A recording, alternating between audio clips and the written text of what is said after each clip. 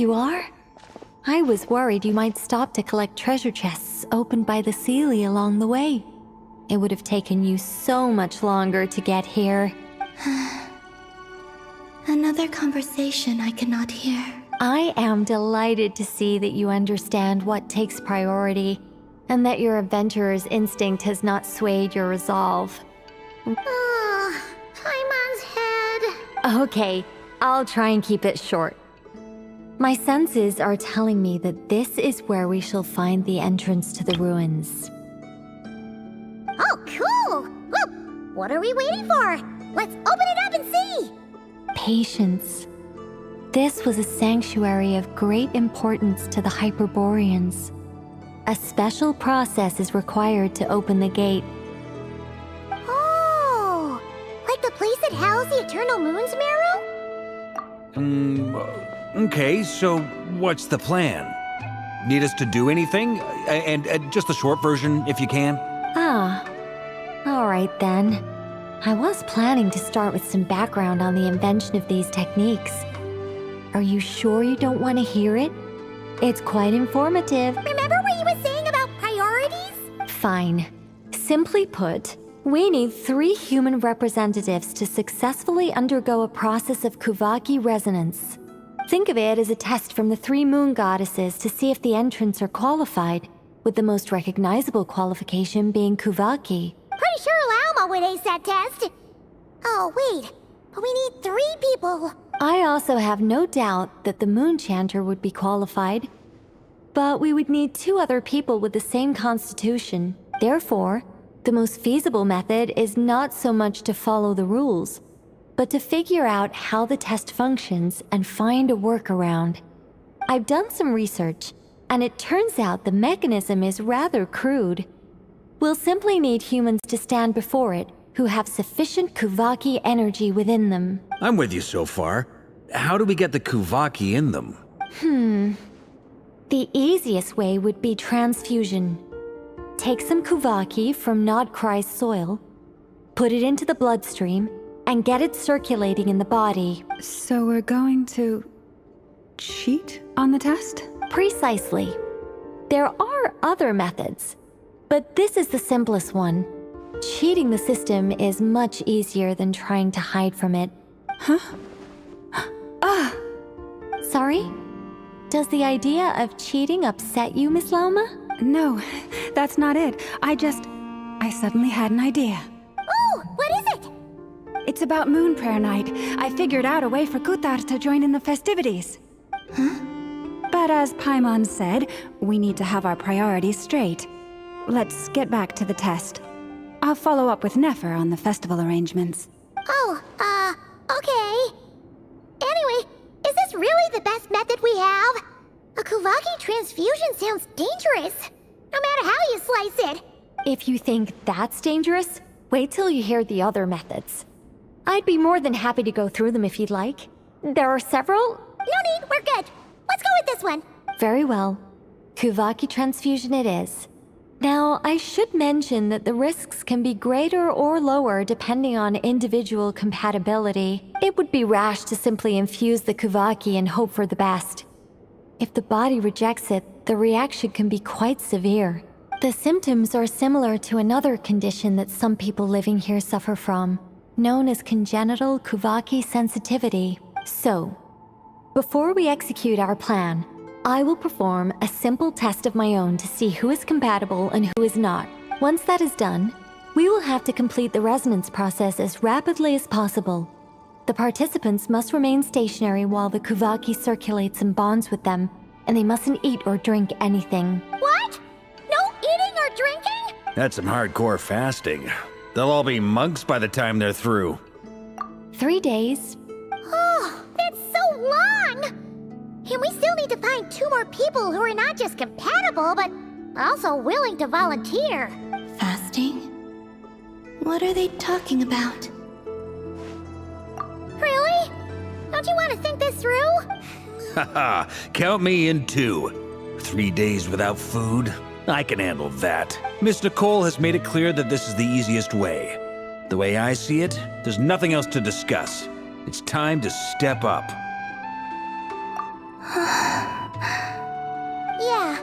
you're right. In that case, Paimon volunteers to be Captain of Logistics. She'll keep the fires lit and grab some spare clothes to keep you comfortable. Then we'll start with you first, Traveler. Please step forward.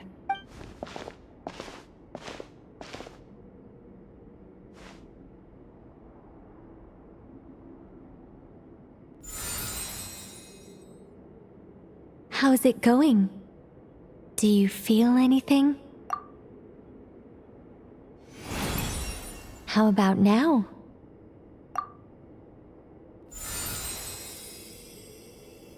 And now?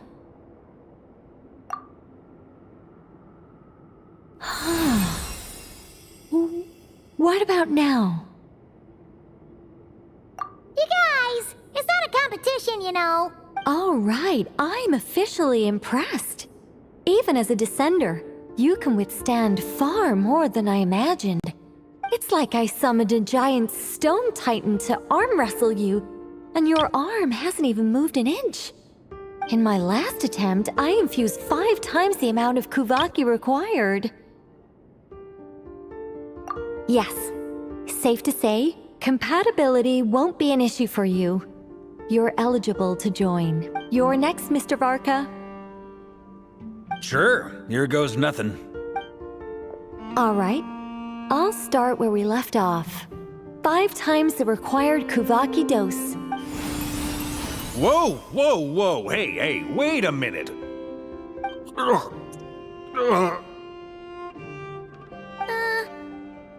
it going? No, not great. I kind of want to puke. Feels like I've been drinking too much. A few bottles of wine, then a big stein of dark horse, with some hard liquor from Liyue mixed in. You think this is funny? I just lost to a young lady in an arm wrestling contest. I'm never gonna live that down. My apologies. I'll lower the concentration and try again. Oh. How's it going now? I'm not as dizzy as last time, but I can still feel it pulsing around. In that case, you wouldn't be an ideal choice, Mr. Varka. Let's try someone else. Okay. Let's go ask some of our other friends then.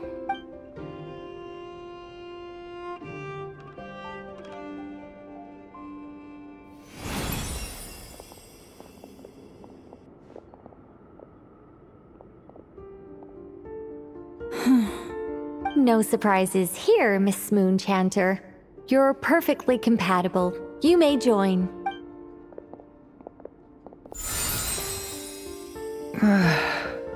I'm getting a slight headache. Shame. You were so close. Whoa! I'm itching all over! Allergic reaction. We can't have that. Huh?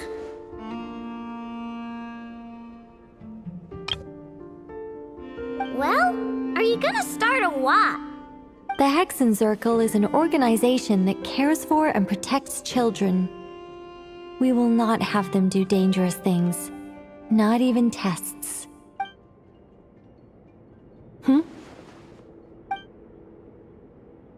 Is something the matter? The candidates have to be human. I guess that rules me out too. Huh. Everyone except the Moonchanter got beaten. Guess I don't need to feel so bad after all. I mean, looks like this isn't gonna be as easy as we thought. Perhaps I could ask for volunteers among the Frost Moon Scions. I'll see about talking to some trusted Lightkeeper colleagues. Itlua springs to mind. In fact, I think we had some former Frost Moon Scions join our ranks recently. Can you give me the scientific explanation for how the test works? I can probably make some kind of test bot. Then we can just zip through Nasha Town, going up to people and pressing a button to check their status. Wouldn't that be way easier? No. Wow! No elaboration for once. How about I contact the Knights of Favonia's garrison in the Wave Chaser plane? Shame that Lohan's already left. And that guy's even tougher than I am. Strange. The moon goddess is clearly revered by many people. So why is she on the brink of disappearing? She mentioned that the world has rejected her from the very beginning. And when we fought the rerir of Salnari, it seemed like she exhausted her power for our sake. Also, Paimon's not sure revered is the right word for how people feel about her. Gratitude, certainly. For my part, anyway. It's basic reciprocity. She helped us, so she deserves our help in return. Yeah. Even though she looked like she didn't care, she still saved a ton of people, including me. A review of the relevant data leads me to conclude that Miss Coolumbina is a good person. Yep, you bet! They really think so? I'm super surprised that Coolumbina isn't her actual name, though. I think it really suits her. It's light and graceful and... yeah, just a really pretty name. I know, right? Unfortunately, that's not our decision to make. Coolumbina. That was the code name the Fatui gave me. But it also came up in the song I heard when I was born. But... is that really all there is to it? What do I truly think of my own name? Is there anyone left who will still call me by that name?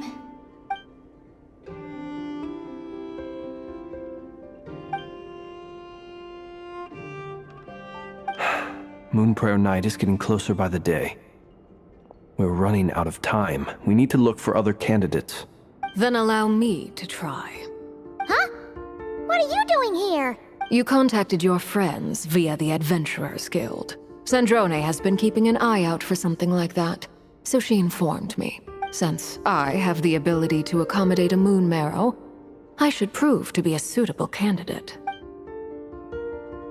Arlecchino. When can we begin?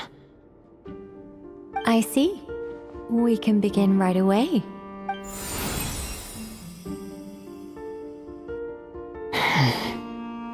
How was it? Did you feel any discomfort? Not at all. Then it seems we shan't need to look for additional candidates after all. Great! Cool. Alright, like Paimon said, the rest of us can take turns making sure the three of them stay warm and comfy. Then, my job is to take care of the caretakers. I will ensure everyone receives food and accommodation. I'm ready as well.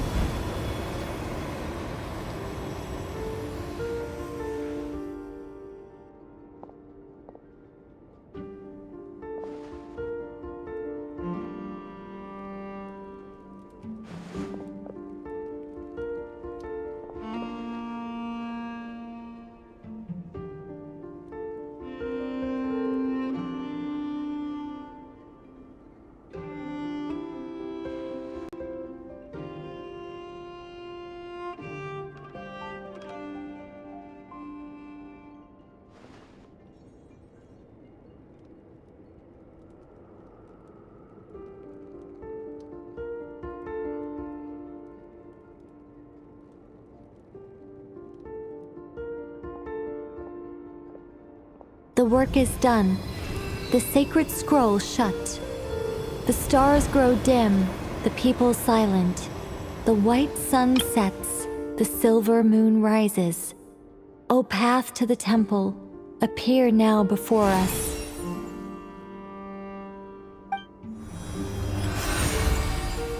Wow!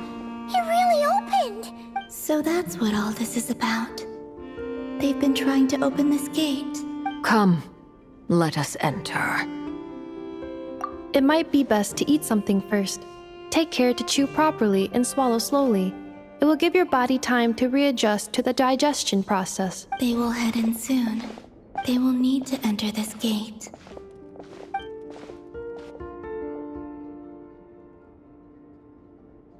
Huh? I cannot pass through. Is it because I have no physical body? It has been 3 days. My strength is all but completely faded. Can I really hold on until Moon Prayer Night?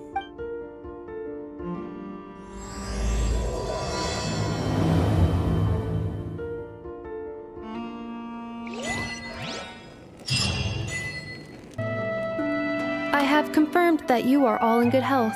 With that, my work is now complete. Congratulations are in order.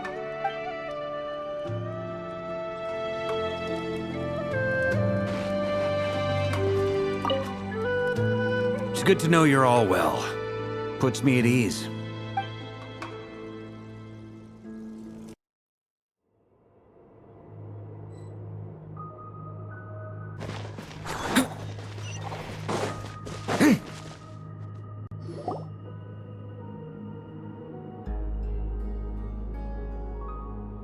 Are these people... Judging by their clothes, they appear to be phantom Hyperboreans from the distant past. That could mean they have some clues about the moon goddess's name, right?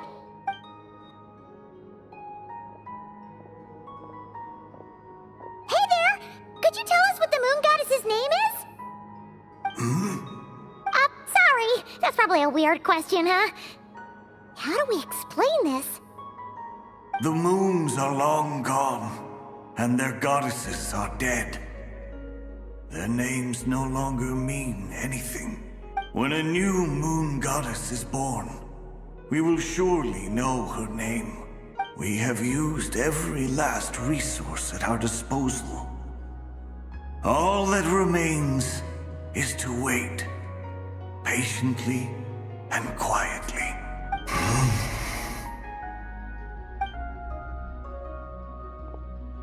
Were the people of the past all this devout? It looks like this phantom doesn't intend to converse with us any further. Surely the new moon goddess he speaks of must be Coolumbina. Alas, Kuthar's birth came long after the age in which he lived. But, maybe if we find a phantom from a more recent age, they might know Coolumbina's real name. True. Keep an eye out. We should be able to tell which era they're from by the clothes they wear. Yeah! You've been pretty talkative this whole time. What changed? Oh, nothing. I'm fine. You all make good points. When the Hyperboreans speak of moon goddesses, they mean the three from truly ancient times. I can't imagine they would know anything about our current moon goddess. There once was a time when the moon goddesses blessed them greatly and protected them from harm. So, when the war between the gods and dragons plunged the world into chaos, it seems they looked once more to the moons for help, praying for a new goddess to be born. Yeah, that checks out. Let's continue on. Who knows what else we may discover? Ooh, there's a whole bunch of artwork in here. Seems pretty old. Let me see. To understand these murals requires some knowledge of the history surrounding the War of Funerary Flame. Yes. I think I follow. The dispute. Oh no, it's no trouble. I'd be delighted to share the tale again. Alright then. Tevat's three moons and their goddesses were brought into being by the will of Nibelung, the then ruler of Tevat. But when the heavenly principles came, they changed the world completely, down to its very foundations. The moon goddesses were nowhere near strong enough to challenge this entity. But the heavenly principles did not view them as heretical entities that had to be removed. Essentially, the three moons existed to keep this planet alive and operational, which did not directly conflict with the heavenly principles' aims. Nibelung returned. Yes. He did, and thus began the War of Funerary Flame, a battle for dominance between Nibelung and the heavenly principles. Discord would soon emerge between the three moon sisters.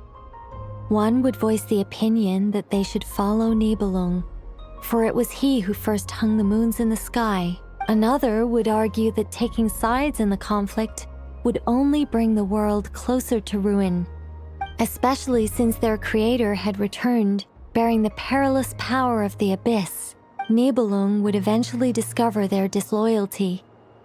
He had all three imprisoned before transforming the moons into weapons with which to fight against the heavenly principles. What?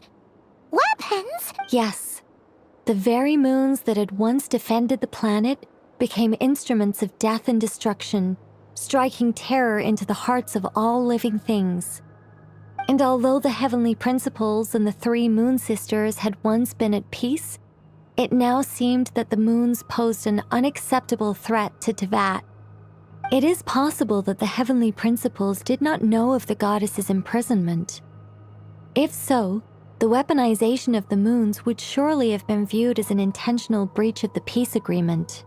Regardless of who knew what, when, the heavenly principles shattered 2 moons and flung the other beyond the skies.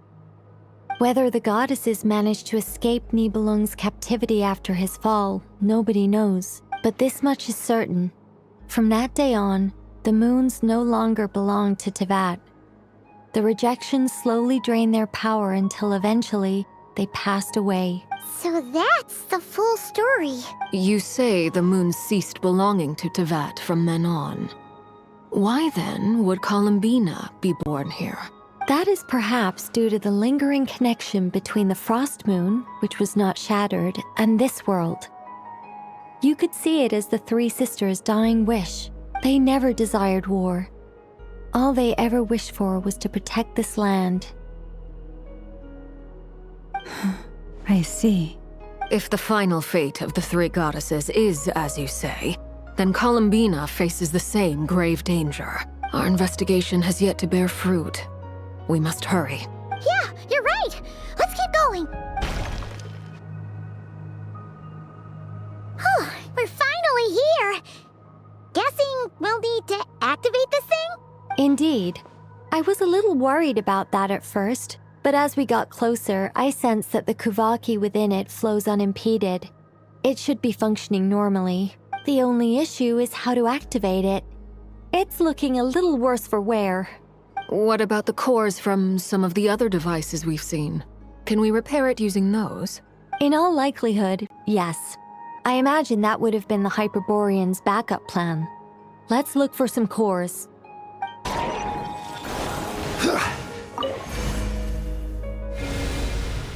The device is up and running. It's hard to believe that the ancients were capable of constructing such things. Paimon sees our destination! It's right up ahead! Yes, let's go.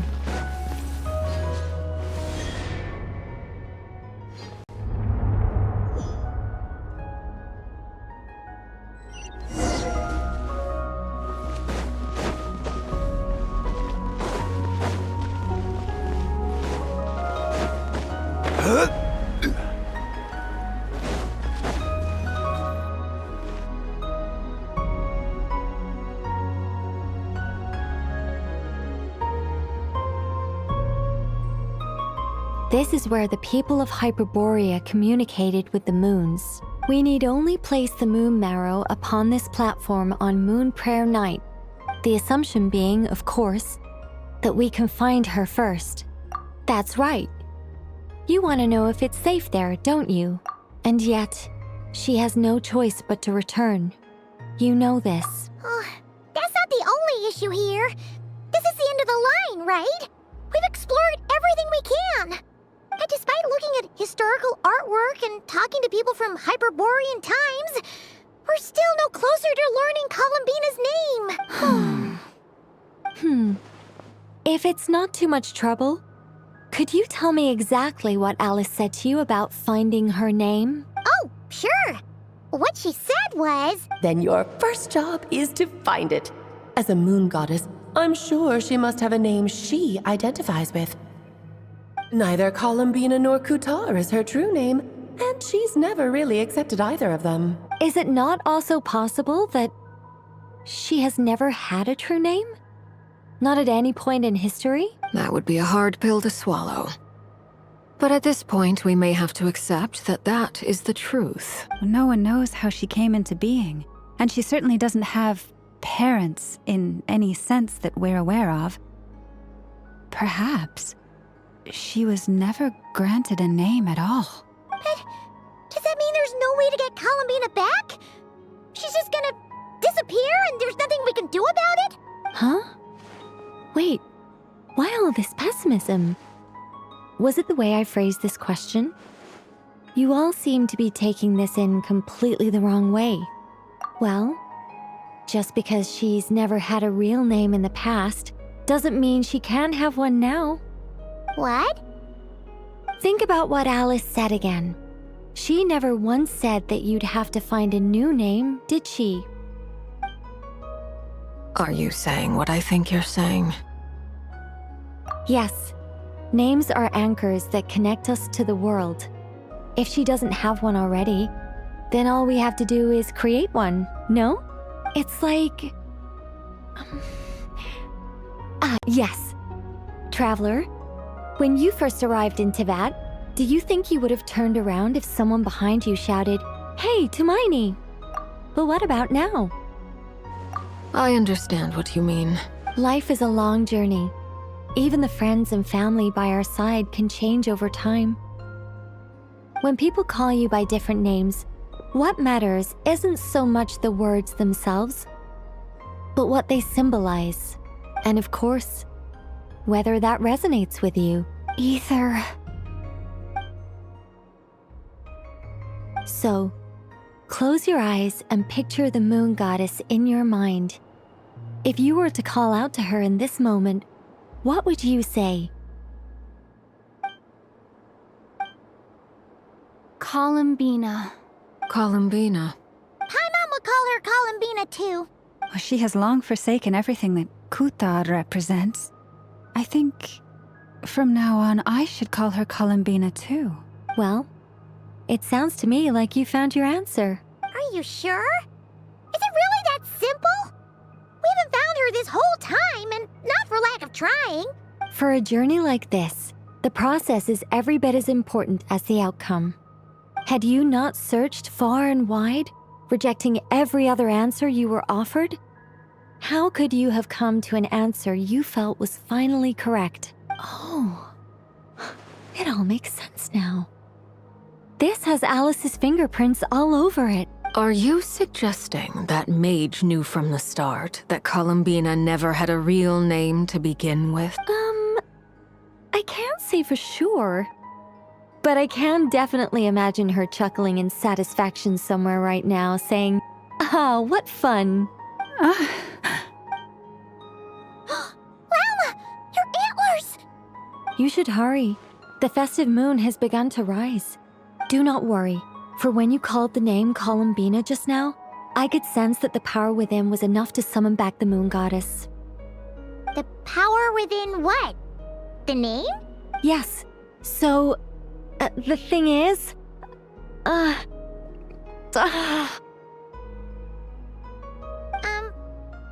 wrong now? This is so annoying. I really want to explain how that whole thing works. Starting from the founding principles of Teyvat and...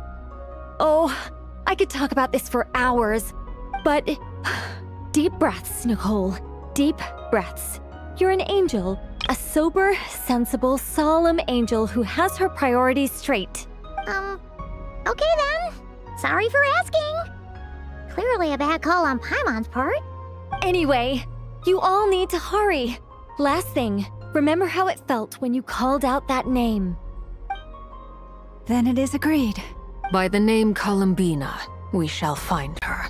Then we'll throw her the best Moon Paranite party ever! And at last, we will send her home.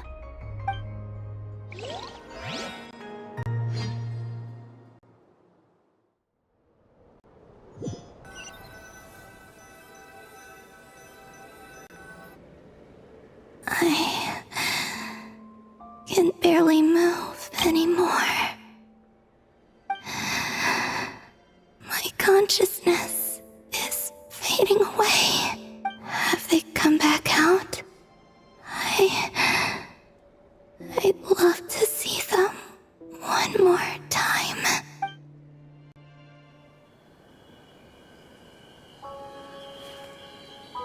They didn't make it.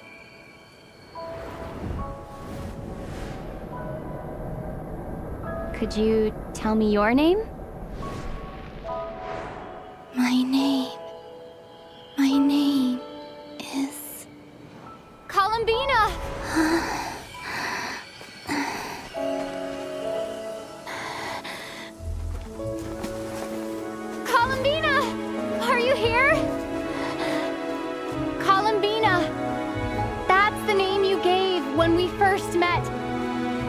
what I've called you ever since.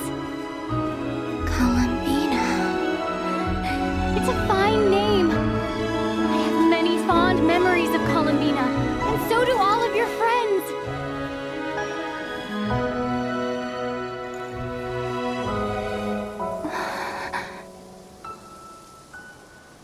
If you like this name,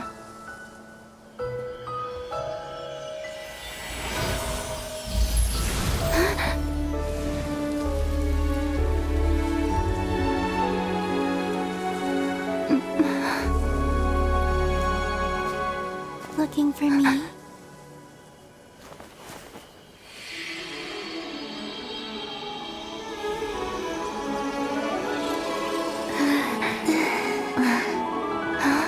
I like it.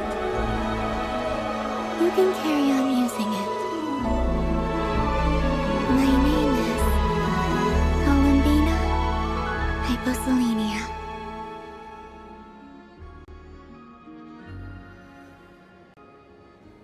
Coolumbina Hyposelenia.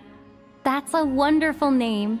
I never thought that Coolumbina would become my real name, but after I met you and my other friends, the things that this name stood for slowly began to It went from being a Fatui code name to something my friends call me. What is it? Why aren't you saying anything? I'm just so happy for you. Thank you. So, where's everyone else? We can go and meet them very soon. Everyone went to different places to try calling your name. Great. I'd like to thank them as well. Everyone's done so much for me. Searching for my name, entering those ancient ruins. Huh? Wait, so you were... Yes, I was there. Not physically, but my consciousness was still holding on. I followed you the whole way. Starting from when? You turned around and called out my name while you were in Nasha Town. Do you remember?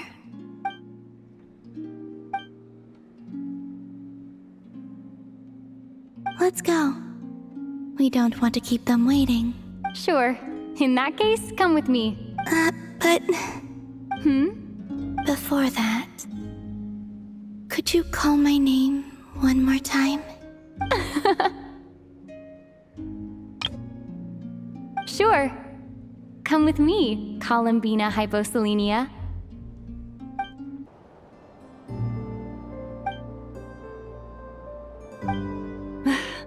Coolumbina!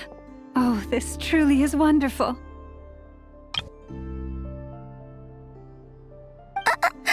Lauma!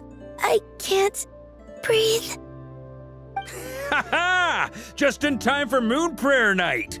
It's good to have you back, Miss Coolumbina. Yeah, we were worried sick. Thank you, my friends. With your help, I now have a name that belongs to me. Coolumbina Hyposelenia. Where's the second half from? You added it yourself?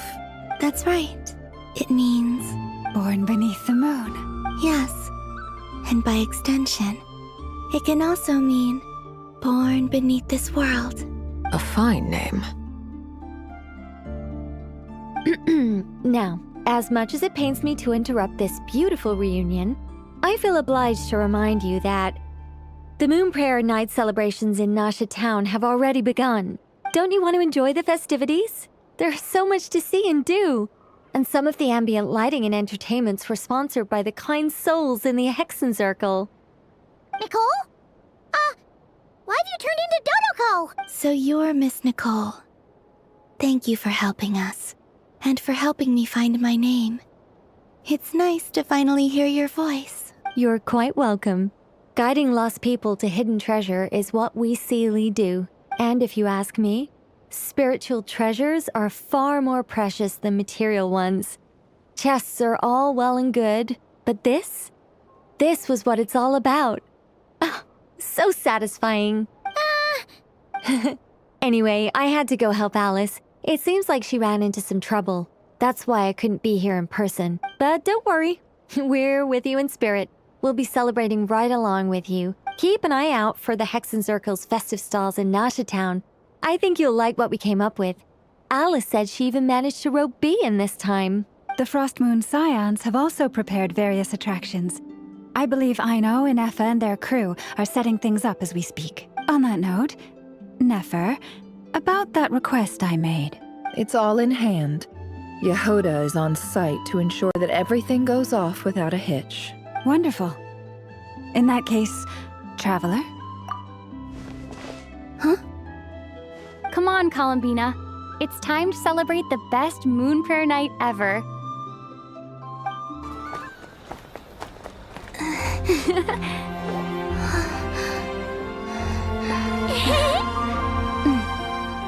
Hey, young lady. Would you like some moon prayer night candy? Happy moon prayer night. Oh, yeah. I almost forgot to say. Welcome home, moon goddess.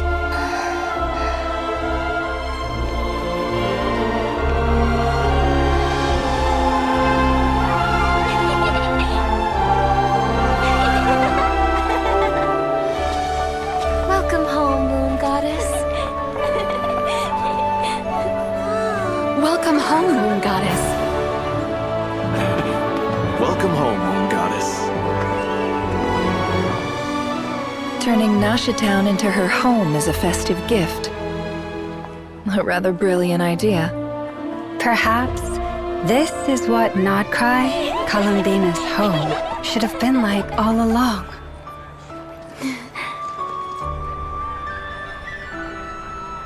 Thank you for the gift. I like it a lot.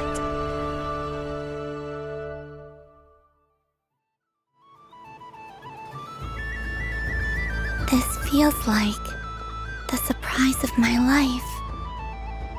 I do. I never imagined I'd ever get to enjoy Moon Prayer Night with everyone so freely. If you're happy, we're happy. Quite a strategy you came up with. Hide the tree in the forest.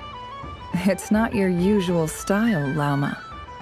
Is there something about Moon Prayer Night that enhances what's in your head as well as the antlers on top? Apparently so. It even inspired a perennial penny pincher to use their resources for a greater cause. It truly is a magical festival.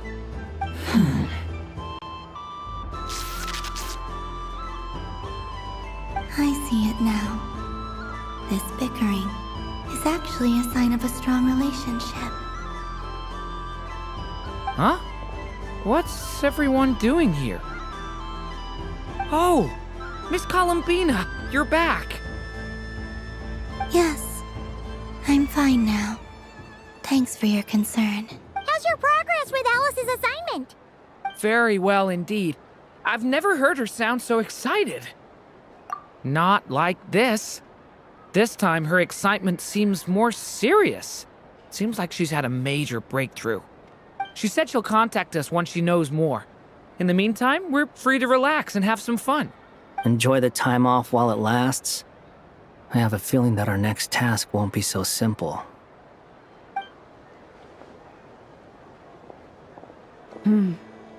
I should go. I still have a few things to attend to at the Frost Moon Scion stall. And I think I'll take a look around. With any luck, this once-in-a-year festival will come with once-in-a-year opportunities. Hold up a second. Where's Varka? I believe he made a beeline for the flagship the moment he entered Nasha Town. That's Monstatters for you. They know what they want when festivals roll around. Goodbye for now, Coolumbina. I hope you have a wonderful night. I will.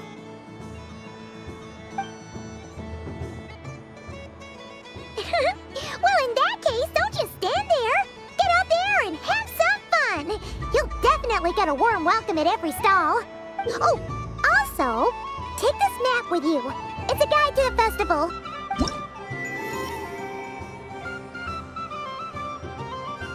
The Frost Moon Scion stall is over here. Lauma's invited a whole bunch of cute animals to celebrate too. Over there is the Hexen Circle section. Alice seemed more excited than anyone about this festival, so she insisted on making it a grand affair. Oh, and then there's the Nasha Town local specialties, including... Actually, forget that. Better if you go check them out for yourself. Thank you. It looks like a lot of fun. You're not coming with me? We'll be around. But don't you want to browse by yourself for a bit first? Yep. If you find something you like and want to try it out together, just give us a shout. We'll be right with you. Otherwise, just relax and enjoy yourself. There's so much on offer, so try to experience as much as you can. And don't forget to stuff yourself with all the delicious festival food. All right then. Off I go. Moon Prayer Candy! Beautiful, tasty Moon Prayer Candy! Buy a whole box, share it with your friends and family! Candy? To share? I wonder what flavors everyone would like. Welcome home, Moon Goddess. Fancy a box of Moon Prayer Candy? Sure. I knew you would. Now, what flavor would you like? I'm not sure. What flavors do you have? Is this for yourself or as a gift? A gift for my friends. Ah, I see. In that case, I'd recommend apple, lockaberry, or midsummerberry. Those are the most popular. Do you have nocturnal blossom flavor? Huh. I've seen couples give those as gifts before, but I did not know they were edible. No? Okay then. Moonfall silver? You did say this was for friends, right? Maybe smetana then. Hey, now that's a creative idea! I've never tried it before, but if you're happy to wait, I can see about whipping up a batch on the spot. While we're at it, you got any other ideas?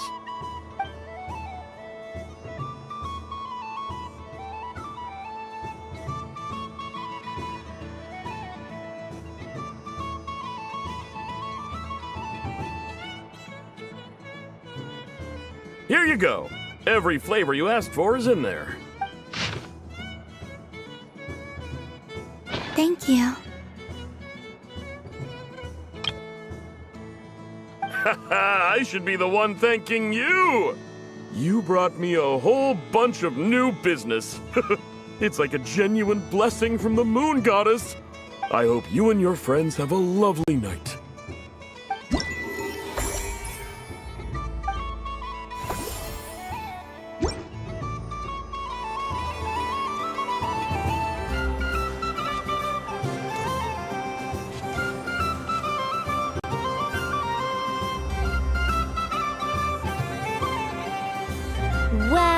Well, look who it is.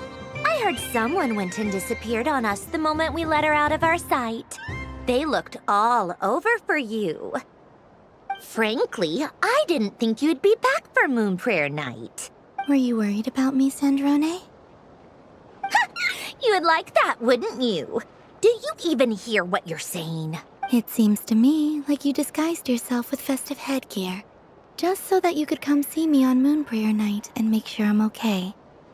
You didn't even bring Polonia with you.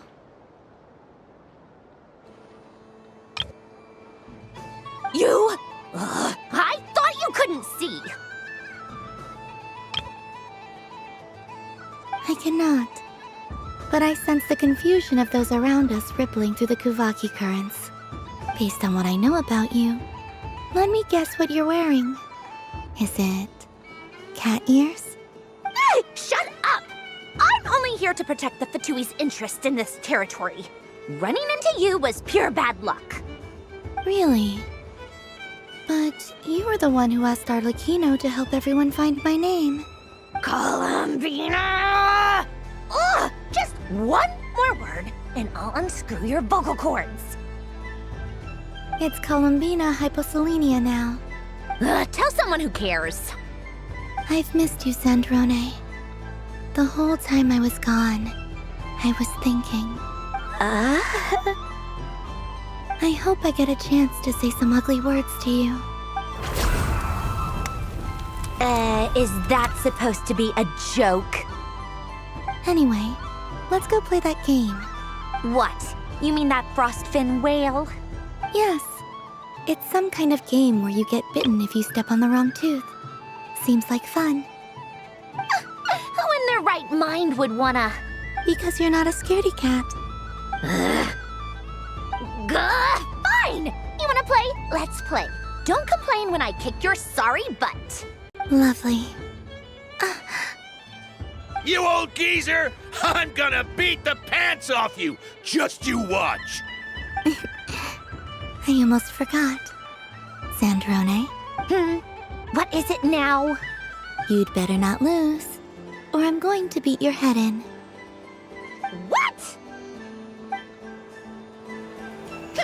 Allow me to demonstrate since I'm feeling so nice. You just step on the teeth, like this.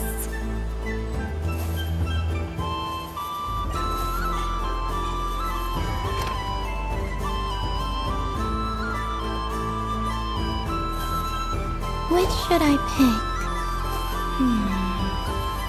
I'm getting a bad feeling from this one. Sensing Kuvaki doesn't count as cheating. Your turn, Sandrone.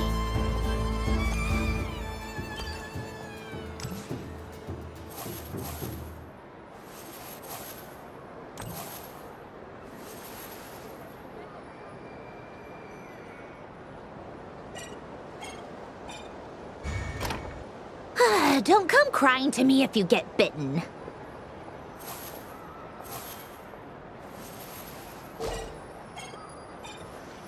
There are less and less teeth remaining.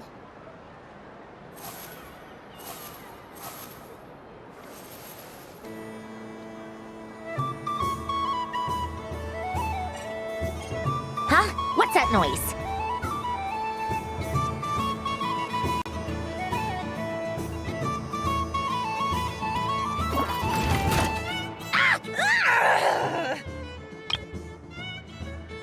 I think you might have picked a bad tooth, Sandrone. Shut it! Do you need any help? It seems like you're stuck. No! It's just a blasted toy! How is its grip this strong? Stop laughing! All right. Well, you lost. So just like I promised. Hey! What are you doing? Are you seriously? Hiya! Why, you... Oh, just you wait! Rematch! Are you all right, Sandrone? That was quite a strong bite. Are your clockwork parts? Quit your fussing! I don't need it! All right. I'll go first this time.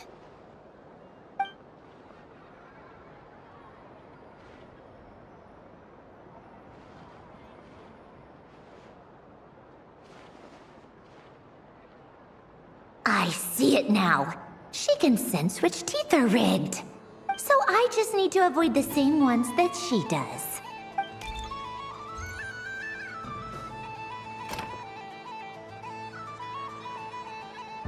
This one... Seems fine. She avoided that one then? Now I've got you. All right, my turn.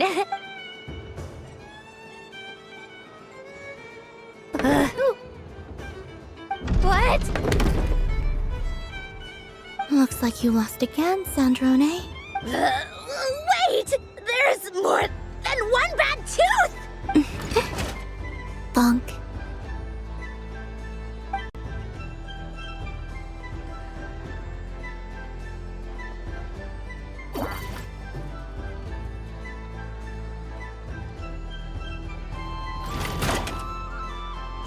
Stupid game! What idiot came up with this? Are you alright, Sandrone? You said some nasty things just now. Oh, I'm peachy. Should I let you bonk me on the head as well? Ah, forget it. Come on, bonk away. It can be your consolation prize. I told you, forget it! Gah, you've always been so annoying. Singing right outside my door, inviting yourself to my tea parties, going AWOL. And now you're off to the moon or something. Of all my days with the Fatui, the times I spent with you, Arlecchino, and Rosaline, they were my favorite. I will not forget them. Just as I shall not forget this moment. We'll always be friends, no matter where we are, right? Who'd want to be your...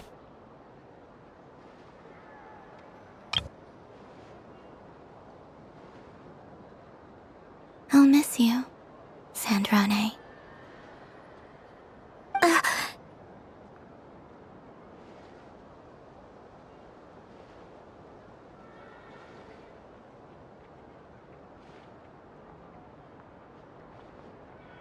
Goodbye, Sandrone.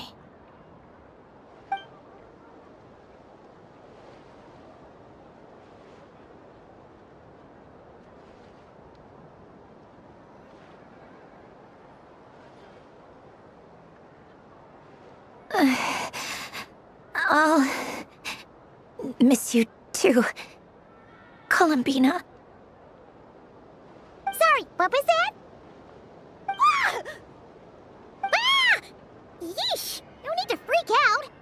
What's wrong? We've been looking everywhere for you. What do you want? Oh, nice ears. What do you want? This! Huh? It's your turn to draw something. You're one of her friends too, aren't you? Doesn't know how lucky she is. Sorry? Nothing. I'm done. Take it. Oh, that was fast. Oh, and one more thing. Last time we spoke, you mentioned you were interested in the Narcissan Kreuz Ordo's research, remember? There were too many people when we last met, so we didn't get the chance to do this. What are you talking about?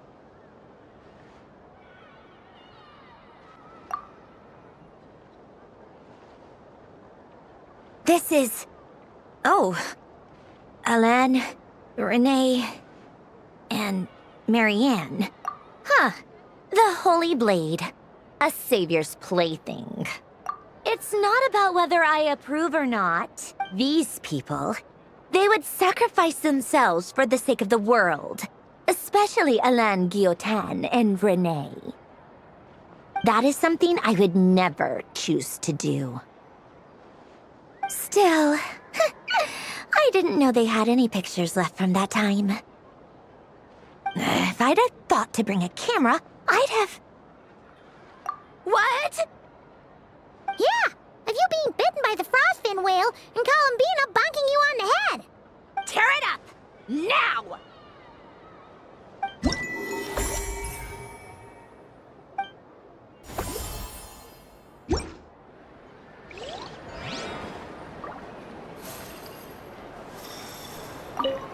What's there to see on that moon anyway?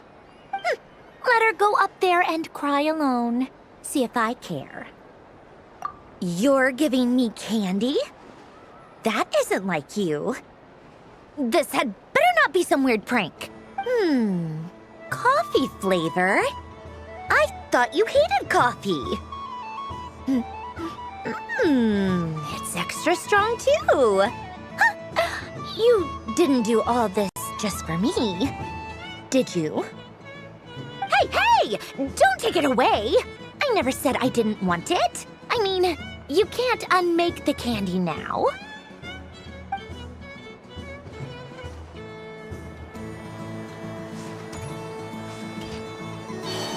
Yep.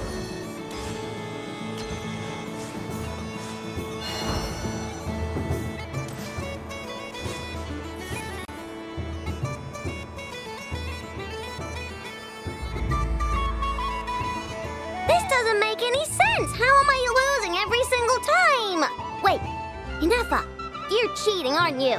Yeah, that must be it. I am not cheating, I know. Uh-oh, sounds like Nefer's turning into a big baloney bot.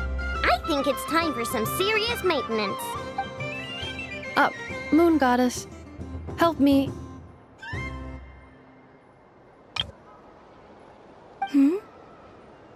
Miss Coolumbina, I know, is attempting to cheat. What the? I'm not the cheater. You're the cheater. How dare you throw it back at me?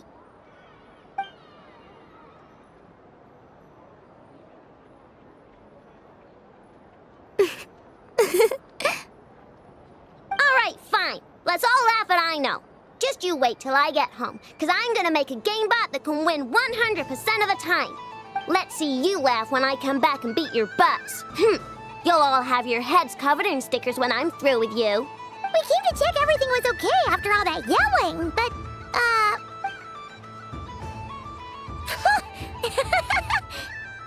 Whatever it is, it sounds like cheating is allowed. Kuhenki concentration. Each player starts with differently colored kuhenki. Each round, they draw one kuhenki from their opponent. When a player has two kuhenki of the same color, they make a pair and can be discarded. Any that can't form a pair must be kept. The round ends when a player can't form any more kuhenki pairs, and that player gets a sticker. Ooh! Can 4 people play as well? That is fine, so long as the turn order is fixed beforehand. Alrighty then! In that case, the 2 of us will join as one team. Okay, but if you lose, you're both getting stickered. I don't want to hear any excuses. Sure. And if we win? If you win, only one of you gets to sticker someone else. I have taken to calling this. I know logic. Hey, lay off me, all right? Okay, so we're starting the game from scratch again, which means all my stickers so far don't count. Looks like Luonatar is the Kuhenki of honor for this game. Anyway, let's go clockwise, starting from Nefer.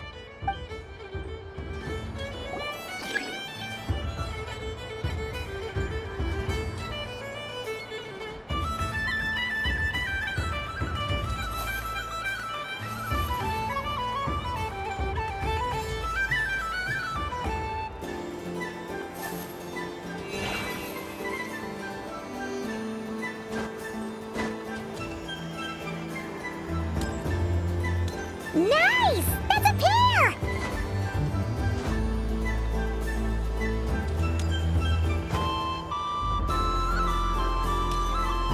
Go, go, fly!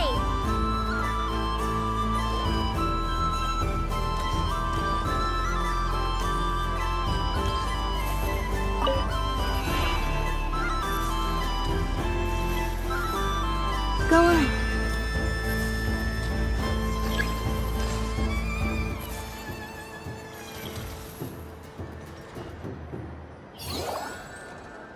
I have a pair.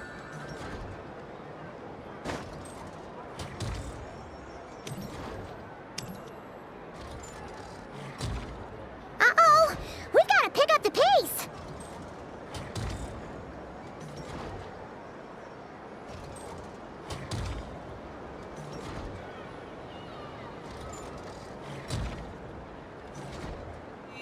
Phew, that was too close. I thought I was gonna lose.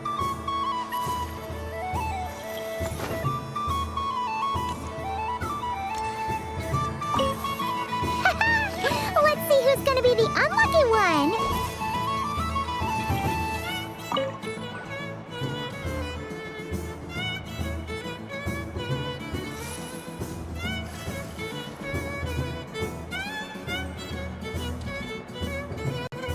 Good luck, everyone.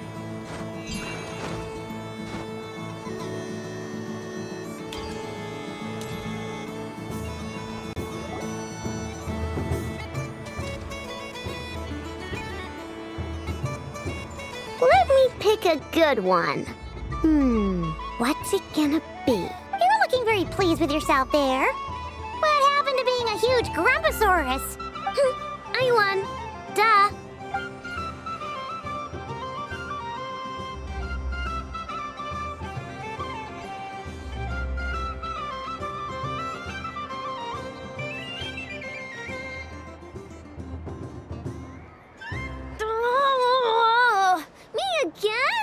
Don't fidget too much, Aino, or the sticker's going to fall off. I don't care. If it falls off, it falls off.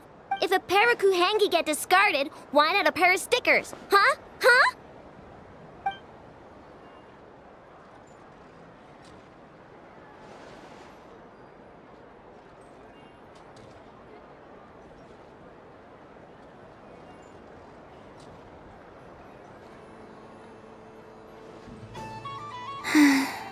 I've lost.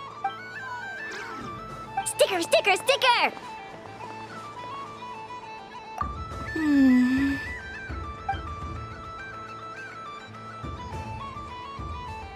Cute! You think so? Shame. I can't see it for myself.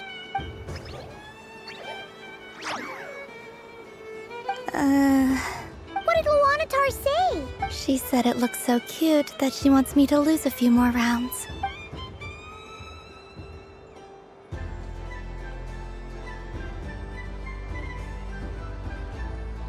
Who put these stickers on Paimon's eyebrows? Ugh, she can barely see! Alright, now, I think we got enough evidence to prove that there's a serious problem here. Yes, I agree as well. The culprit is... nefer! Culprit? What did I do? Quit acting dumb, nefer! You're not wriggling your way out of this one. I've been watching you. Not only did you remember whose side Luanatar started at, but every time someone drew a kuhenki, you were logging it and calculating every last possibility. Which kuhenki pairs were gone, who had what color kuhenki in their hand, even our facial expressions. You were keeping track of it the entire time. Exactly! What Aino said! Putting aside the fact that running calculations is not against the game rules, do you have any evidence to support your allegations? But that's not against the rules either. So she admits it. She certainly does. Alright, everyone grab a sticker. It's time to get a nefer back. But... Take that!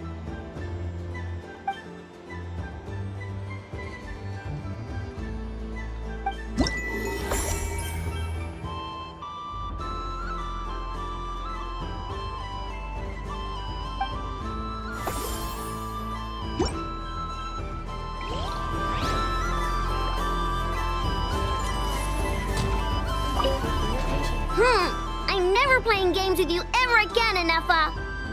Ooh, moon prayer candy? Sweet. Is it okay if I grab a whole bunch? Psst, coolumbina, turn around. Use your huge cloak to block nefer's vision. Yum. Oh, this one's even yummier. Ugh, the flavors are blending in my mouth. Ew.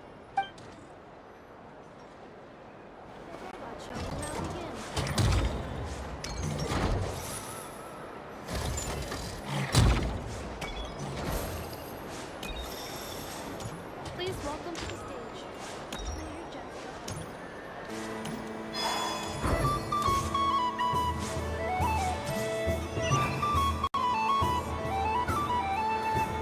But I was aiming right at it!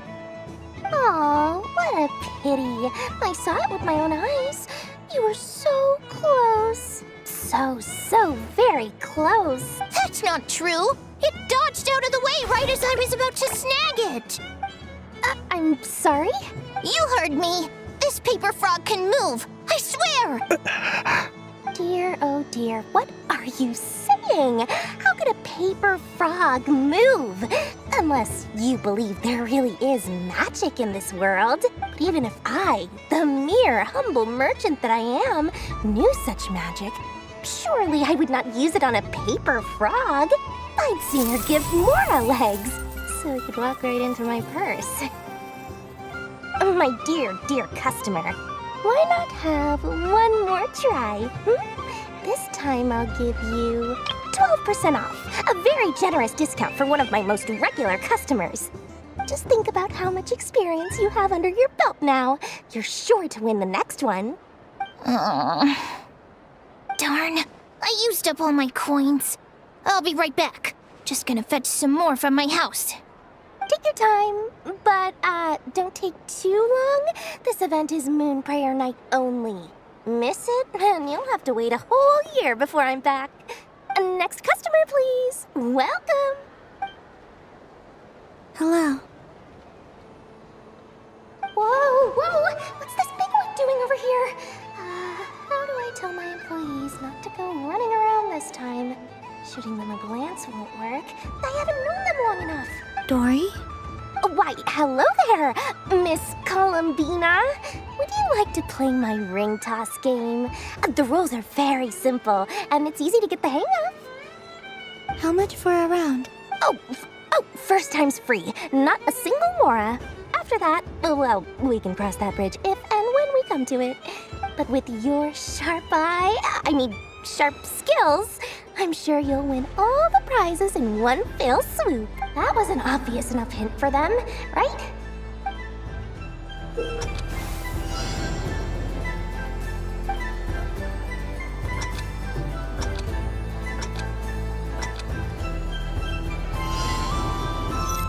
Here comes the ring! Oh, peanuts.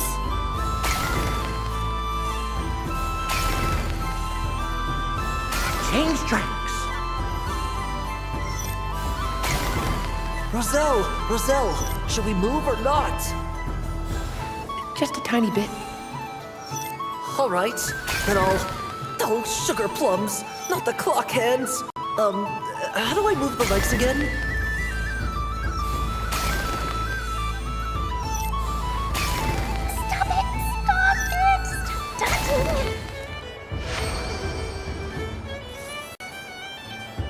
Let's see now. Wow, very good. That's the highest score we've had all night. And here's your prize. Now, how about another round? As for the cost... Happy Moon Prayer Night, Miss Coolumbina. Happy Moon Prayer Night, Durin and Hat Guy. Are you here to play the game? Yes. No.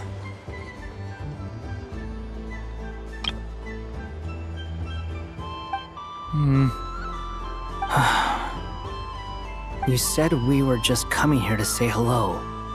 I did, but then I recognized a few more people as I got closer. Do my eyes deceive me? Is that... It's our little dragon! He's all grown up! Someone's popular. Well now, since you came all this way, why don't you try out this lovely game we have going? First try is free! He'll have a go. I'll pass. It's only one free try per customer. You can't give your try to him. I'm aware. How has Elder Almond been lately?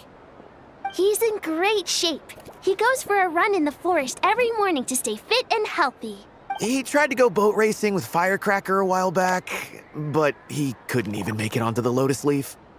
How about you, little dragon? Can you still fly? Yes, I can. But you've become less chatty. Has growing up been tough on you? We call that maturity. You know, the thing people sing about. The knight wields a sword of stone to defend those hearts that are made of gold. Stone is very heavy. That's what keeps him from talking too much. That's awesome! I want to be a knight when I grow up too. Ring, here I come! Ha! Oh, the hat-wearing man. I never thought I'd see you again. You seem more determined than when I saw you last on the train. If you say so. Oh, I do say so. The people you once helped see it clearly. It's because you are once again on the right track. May the engine in our hearts propel us to the station of our dreams. I can move! I can move now, Roselle! What are you doing, running into the rings like that? You got them all so quickly! I have never seen anything like this in all my travels. Is this guy actually an old friend of theirs? But how? They're origami animals and clockwork people from a fairy tale. Getting to know them would be quite an arduous task, unless they share a hometown? I have to get to the bottom of this. Next time I see the Great Mage Alice, I shall demand answers. Thank you, Dory. I had a lot of fun.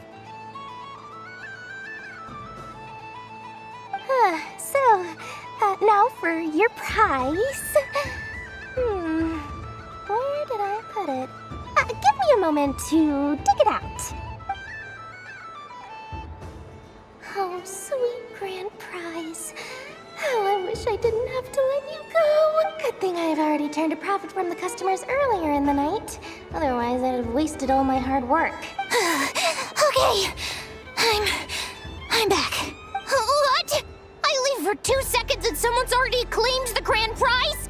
Oh, well, these things happen, you know? Perhaps you'd be interested in one of the other prizes instead. We've got all kinds of wonderful goodies here. Is this the thing you wanted? Here, you can have it. Huh? But... Don't worry about it. It will be happier with you. Oh, thanks so much, miss. Moon Goddess. Oh, goodness gracious, Coolumbina. Give me strength. How am I supposed to make any more money from this child at this rate? Daddy, look! That's the game I was telling you about! Forget it. She is the Moon Goddess after all.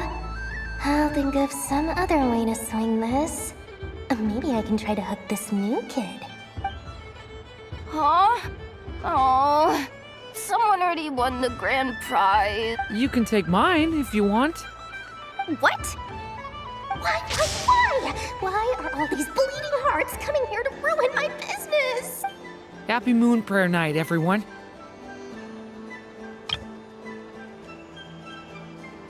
Happy Moon Prayer Night.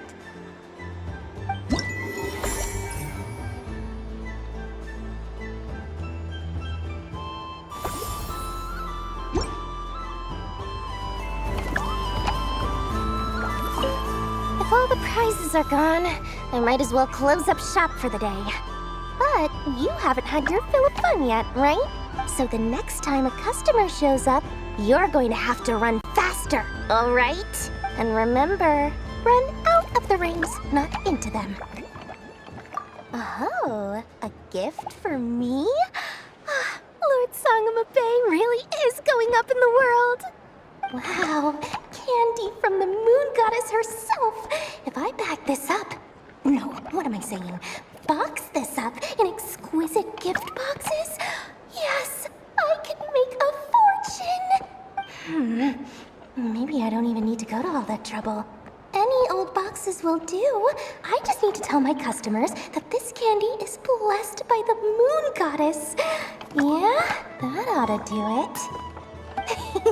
Sounds like a plan. Time to have Irwa earn his keep when I get back.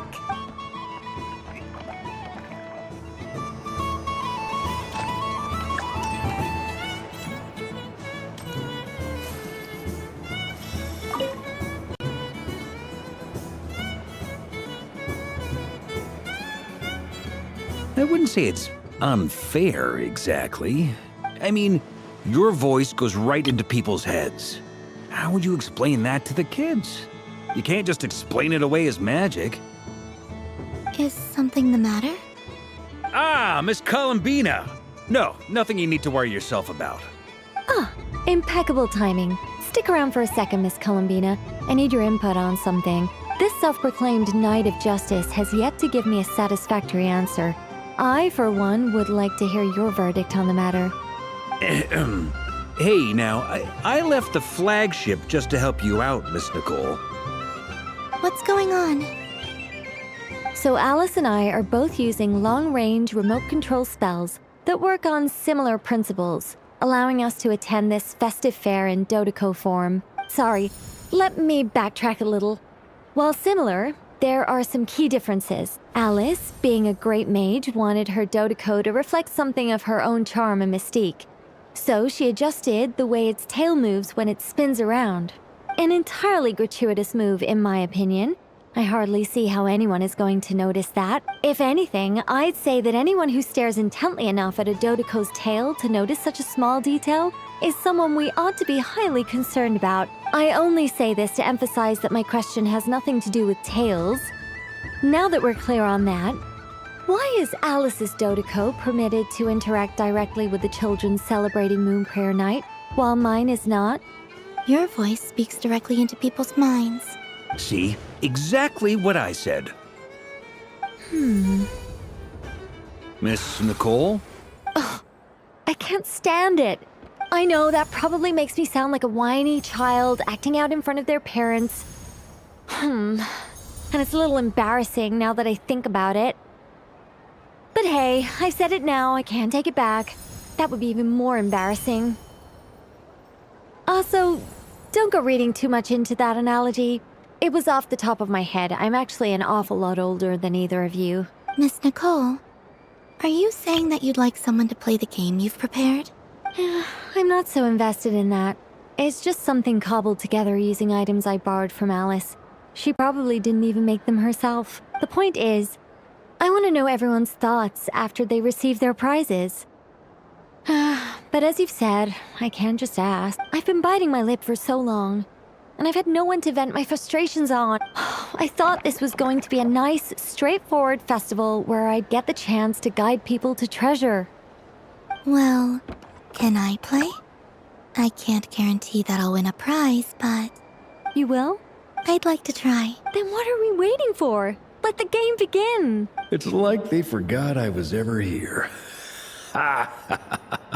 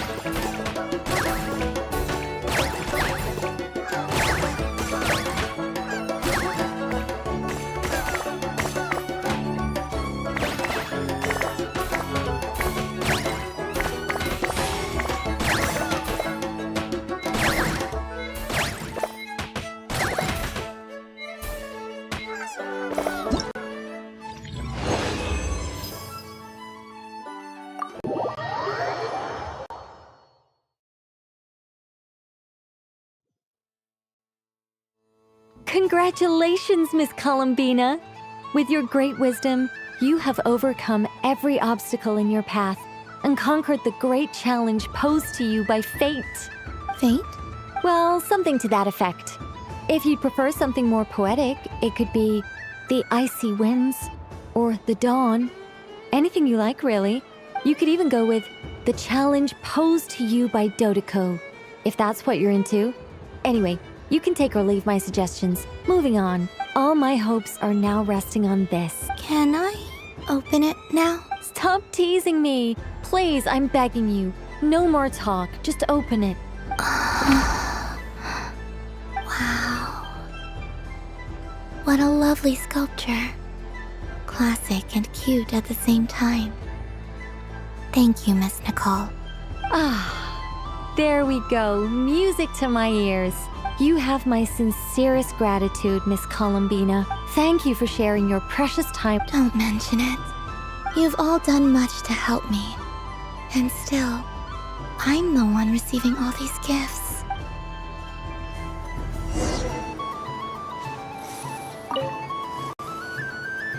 A soft and furry creature that bounces and jumps. Welcome home, Moon Goddess.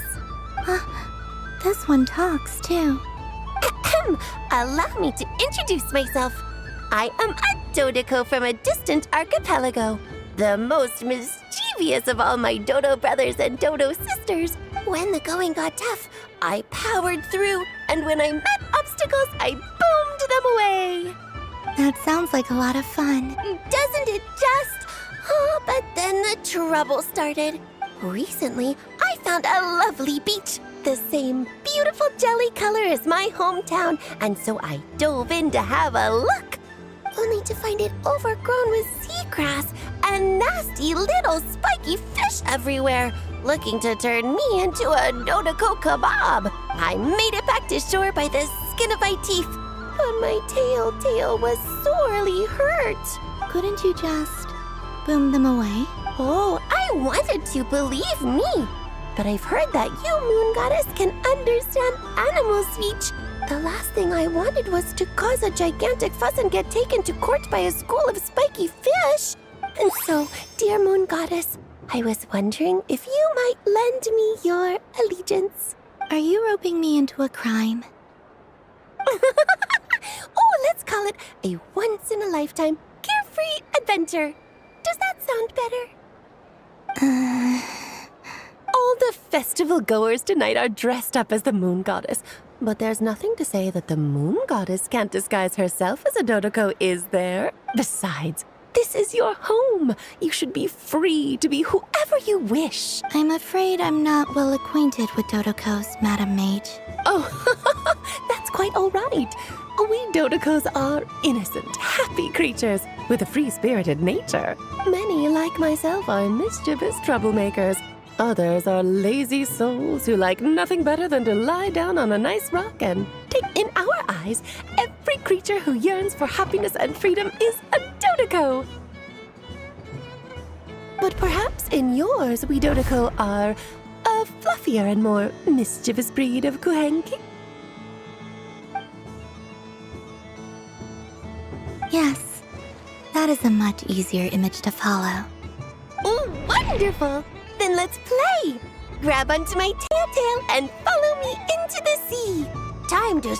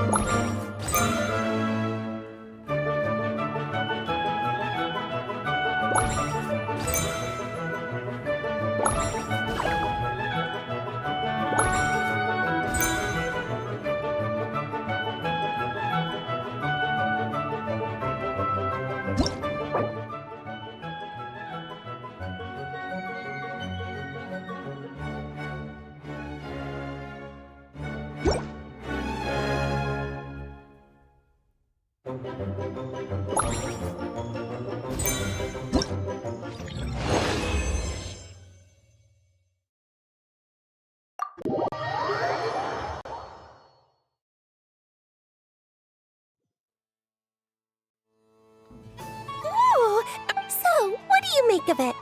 The use of Jumpy Dumpties doesn't come as naturally to me as Kuvaki. but their unpredictability makes it fun. I think they call this novelty. Indeed! And how did it feel blowing those pesky nuisances away?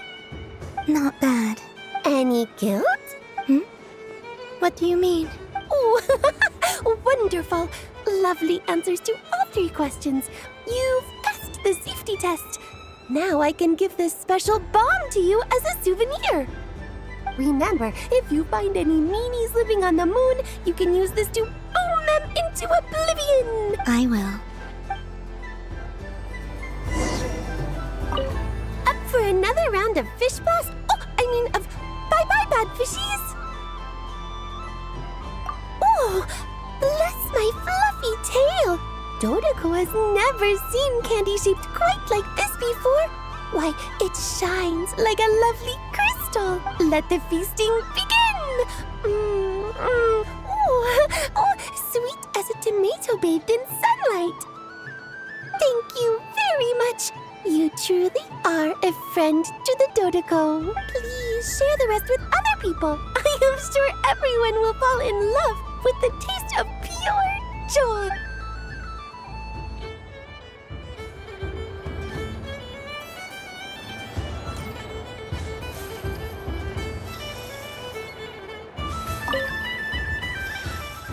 It'd be rude to just leave without saying anything. But at the same time, I don't want to barge into their lively conversation just to announce that I'm leaving. I guess I'll just wait a little longer. Huh? Albedo? This sketch is for you, Grandmaster. Oh, a gift for me. Thanks. Let's see what you've done for me. The north wind left in the lurch. Ooh, I get one too? Nice. What is that? Oh, it's so familiar. Don't tell me. Oh, I got it. It's like the candy jar dropped into a vat of today's boon. Seems I'm a proud recipient of today's Feast of the Moon, huh?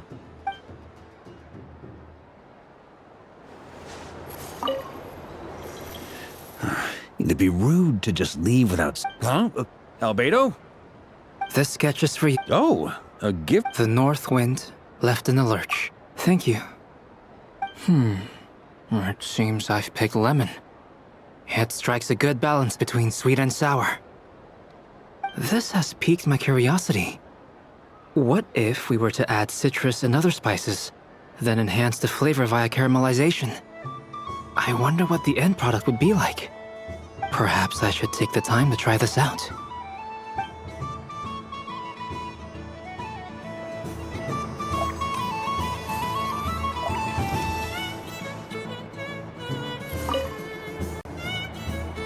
Welcome home, Moon Goddess. Oh, you're the genuine article. Alice was right. This moon prayer night was worth watching after all. Another one that talks. Greetings. Pleased to make your acquaintance. I am the Hexenzirkel member they call B. Barbeloth Trismegistus. Coolumbina hyposelenia. Pleased to meet you too. Hyposelenia. A fine name indeed. Now then, Miss Coolumbina, do you wish to hear a mage's divination? Divination? The Frost Moon Scions used to ask me what would happen in the future. Is this like that? From the perspective of the one seeking answers, perhaps. As you look to your journey ahead, if you seek to understand the unknown, resolve your doubts, and soothe the confusion in your heart, divination could be for you. The unknowns on my journey. Of course, if one wishes to peer into fate, then hydromancy is the more precise option. But that is a complex affair, and to relegate that majestic art to the status of a festive amusement would seem somewhat uncouth. Besides, it is sometimes better to not know fate with great certainty. Hence, I shall use the suitably festive Luna Arcana to tell your fortune instead. It is more popular with the youth in any case. Lunar Arcana. Indeed. Unlike hydromancy, this will only display possibilities and trends. People like to think of themselves as creatures of agency and free will. I'd like to give it a try. Of course you may. Come then, take a seat, Miss Coolumbina.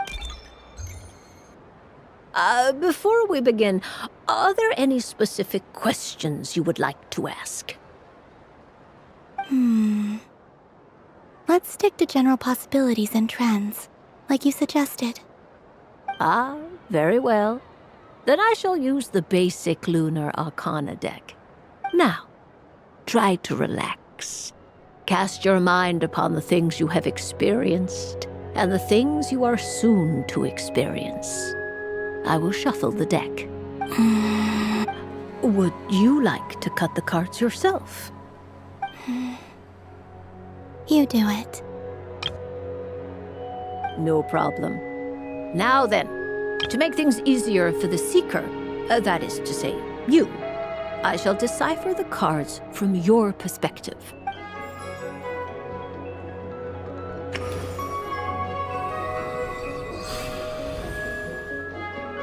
Please, draw the first Lunar Arcana. This represents destiny and is the foundation for the divination as a whole. Now, draw your second card. This will stand for the past. And now the third Arcana. This is the present. Finally, the last card. This shall speak of the future, which... Oh. Kuvaki Pulse? Fascinating. I've never encountered this before in my role as a diviner. Something has exerted an influence upon this card, causing it to leave its designated position. What do you make of this, Miss Coolumbina? Perhaps this is the guiding hand of fate in action. Of course, if you wish, you can choose to deny the validity of this card and draw the future for yourself. No, it's fine. Let's go with this one. A bold decision. I must say I'm looking forward to the results. Well then, let us flip the Lunar Arcana in sequence and see what emerges. Sure. First, Destiny. No surprises here. The card that represents yours is the moon. The moon. Indeed. The moon can represent the truth at some times, but when the moon is placed on the destiny tile, it indicates that your destiny is not what it may appear on the surface. Instead, it may yet have a hidden side. It symbolizes a journey through the fog, fraught with uncertainty and deception. Where I don't understand. Patience, my dear. This is but the first card, which serves as a basis for the interpretations that follow. Now then, flip the second card. The Hermit, but inverted. Inverted? Yes. The Hermit symbolizes solitude, introspection, and the pursuit of truth, combined with the moon as one's destiny, a choice you made to stand alone in the past. It was a choice made not out of fear or arrogance, but for reasons that others could not perceive. You fumbled through the darkness without a guide, but you did not find your way. Rather, you went astray. More than once, it would seem. Is this about how I became Kutar despite not wishing to become a god? I suspect only you know the answer to this question. All is not lost. Oh my. The lovers. One of the most interesting Luna Arcana. What does this one mean? This means that you have had an unprecedented emotional experience. It's true. I've made a lot of friends recently, and they are very good to me. I like them a lot. That sounds lovely. I am most delighted for you. Yes. My return to the moon. I understand. Parting with friends is never easy, Coolumbina. But rest assured, this is not the end of your journey. There is always another story waiting to be told. The future. Well now, it's finally time to flip this most mysterious of cards. I'm ready. Very well. Flip this card and see what lies on the other side. Oh. Miss Barbeloth? What is it? This card is death. That doesn't sound very good. It depends on how we interpret it. It is true that it can represent an agonizing death, a complete and utter end, but at the same time, it can also represent rebirth.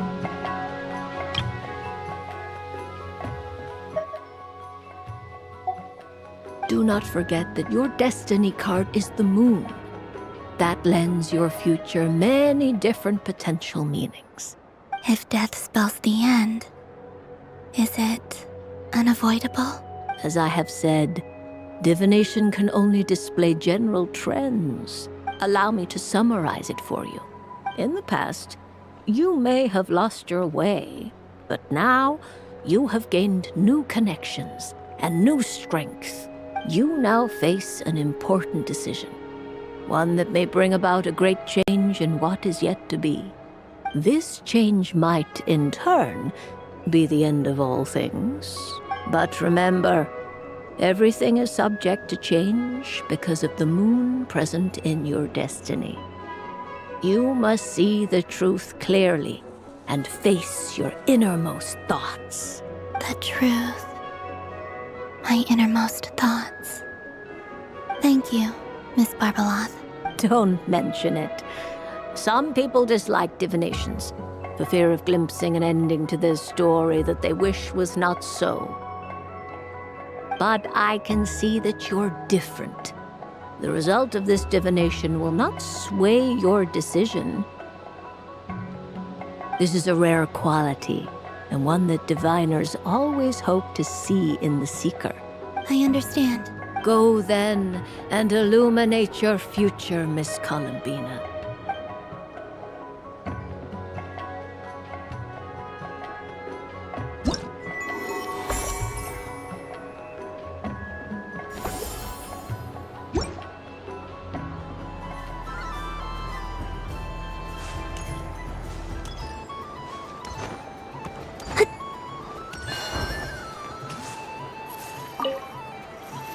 Done being a do-gooder yet? Thanks for coming here with me, Hat Guy. Are there any games you'd like to play? It's your— Why does that hamster think you've grown up? You haven't changed at all. I know you don't mean that. You're just taking the opportunity to make fun of me, aren't you? Even if you won't admit that taking some time to compose yourself is important, I can see that you're doing it in practice. Otherwise, you'd have taken off your hat and flown away by now. Looks like Albedo's socialization program has been far more useful to you than all those Vahumana textbooks. A moon prayer candy for me? Huh, thank you. It smells like baked apples and butter. Reminds me of Good Hunter, a restaurant in Mondstadt. I always have to resist the temptation to go there unless I'm ordering food. I understand your homesickness, Miss Coolumbina. I have a double dose of it, because both Simulanka and Mondstadt are my home.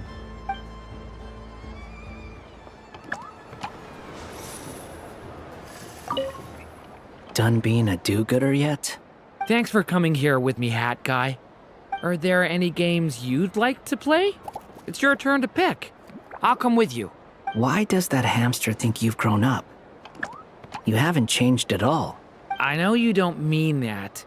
You're just taking the opportunity to make fun of me, aren't you? Even if you won't admit that taking some time to compose yourself is important, I can see that you're doing it in practice.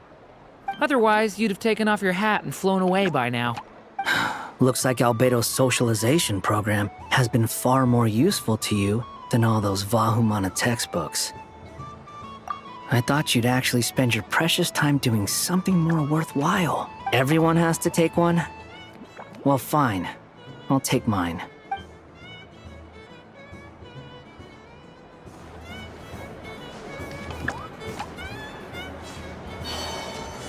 So this is the Frost Moon Scions area. It feels very familiar. But everyone looks much... Dodoco's Whirligig! Come check out Dodoco's Whirligig! Ah, welcome home, Moon Goddess. Might I ask what this is? Ah, it's a very special amusement sponsored by the great mage herself. Ride on a soft and furry Dodoco and embark on an unforgettable adventure. I say that, but I'm just following a script here. Who is this mage, anyway? And what the heck is a Dodoco? I'd like to ride. No problem. But, are you by yourself? Is that not okay? Oh, no, it's fine. It's just that each Dodoco can accommodate 2 passengers. Would you like to bring a friend along? My friends... That should do it. Now, we just need to get everyone else to draw something on it, too. But we gotta keep it a secret from coolumbina. Traveler?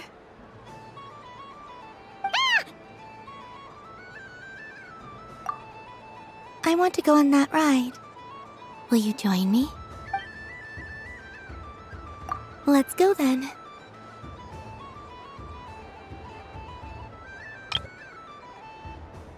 Don't worry. Paimon will do the rounds. You go have fun.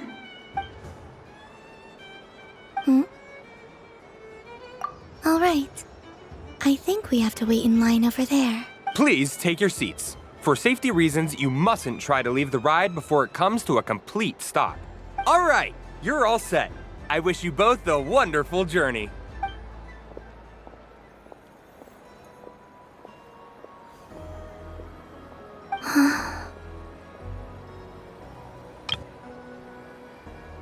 Not bad. It reminds me of riding a moon lane. Sometimes, the Kuhenki circle around me like this, playing their beautiful melodies. Yeah, I'm going to miss them.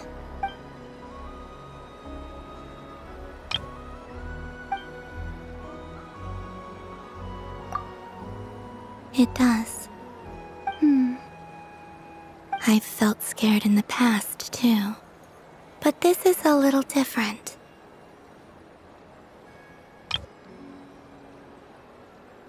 You know something? I got to see a lot of fascinating things during my disappearance. I saw how the Frost Moon Scions act around their families.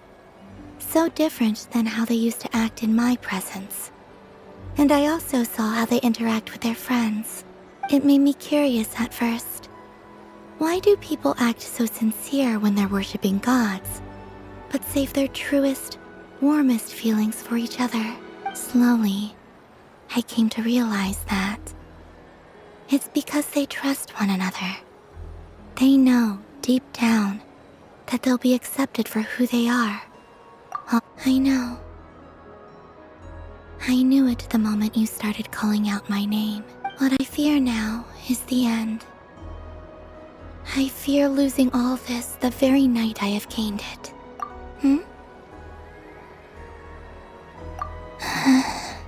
Thank you for this conversation. Thank you for listening to me. Don't worry. This fear I have, and the unknown that awaits me, they cannot hurt me. Not when I possess a treasure far greater. I just I want you to remember this version of me. The real me. On this final night together. Dear passengers, Dodoko's awesome adventure has come to a close. Please leave in an orderly fashion, and we look forward to seeing you again in the future. Don't want the journey to end, huh? Don't worry, you two. There's always another adventure waiting just around the corner.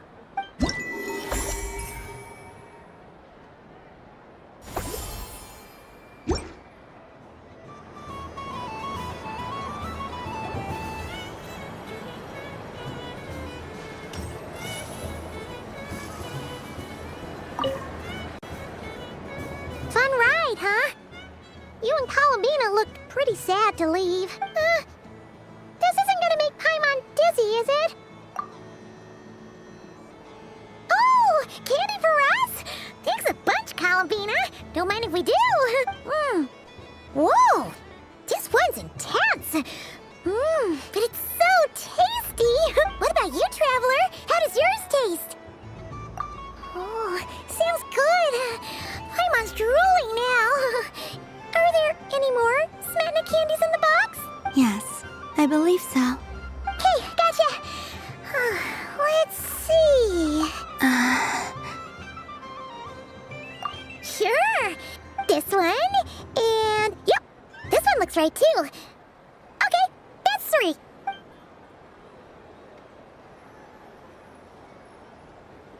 Here we go. 1 per person. It's so sweet.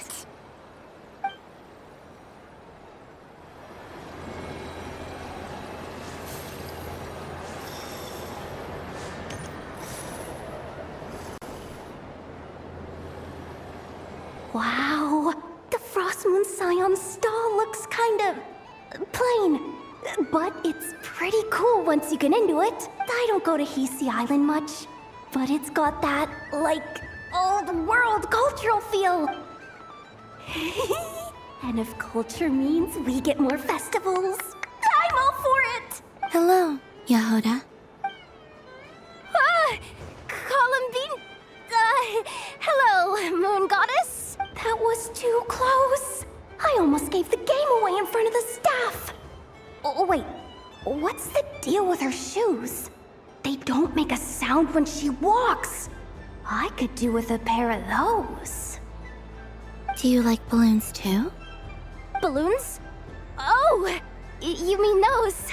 What's so fun about balloons? I'm not a kid anymore. They're probably more up Aino's alley. Yes. The animals seem very curious about these strange flying objects. I was drawn here by their voices. I recently learned a fun new game you can play with balloons, so I decided to come and give it a try. A new game? Hello.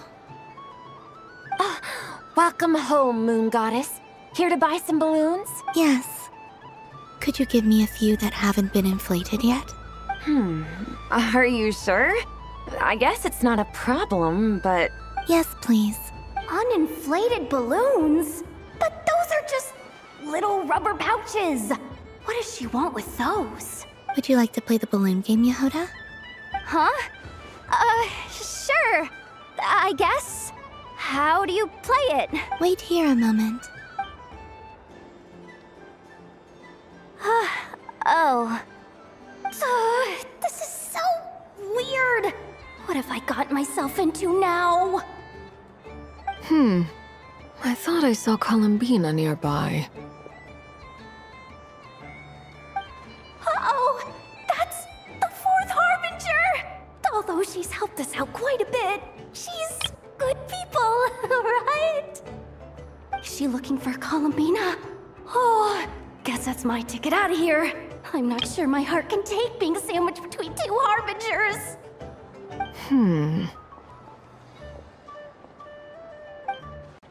Which stall is she checking out?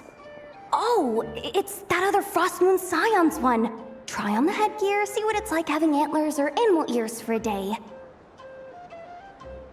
I wouldn't be caught dead wearing that stuff. So embarrassing. I have enough gear to carry as it is. Wait, what? She put it on?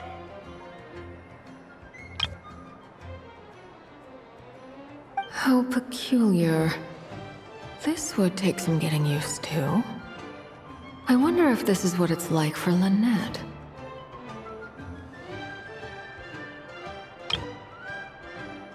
It really suits you, ma'am.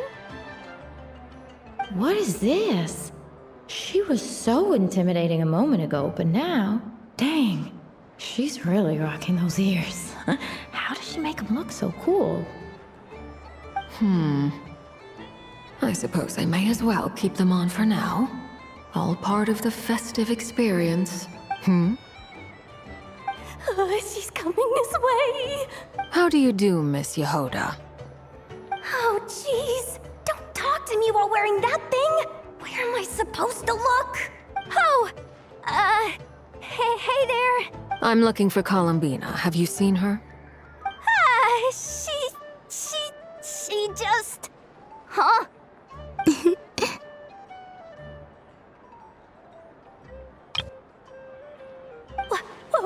Wait, is that what she meant by balloon game? Yeah. Huh? No fair! How come I get caught in the crossfire? An ambush from the rear? Is this a declaration of war, Coolumbina? Would you like to play too, Arlecchino? Seriously? Are they gonna start some beef right here, right now? Gladly. That said, I believe there is another who would like to join. Boss Nev! Thank goodness! You've gotta get me out of here! Things are kicking off big time! Hello there. I'd like 10... no, make that 20 balloons, please. Uninflated. What? Miss Moon Goddess, I hope you're prepared to pay the price for assaulting my employee. Welcome to the game, Nefer. Just to be clear, let's keep this a fair fight, okay? No strange powers, please and thank you. Naturally. Don't just stand there, Yehoda. Aren't you going to team up with me?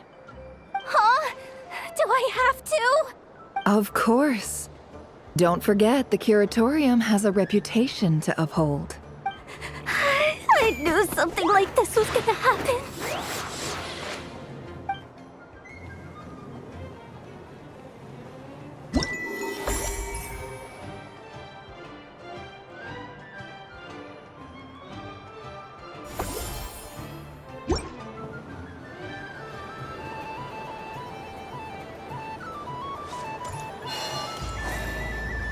What's this?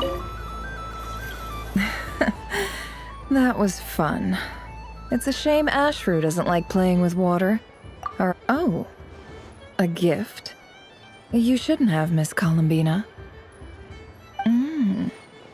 Very nice indeed. Candy is one of many luxuries that the desert folk could never afford. How I yearned for candy when I could not have it. Yet, now that it is readily available to me, I never seem to crave it. May your moon prayer night be one free from regrets.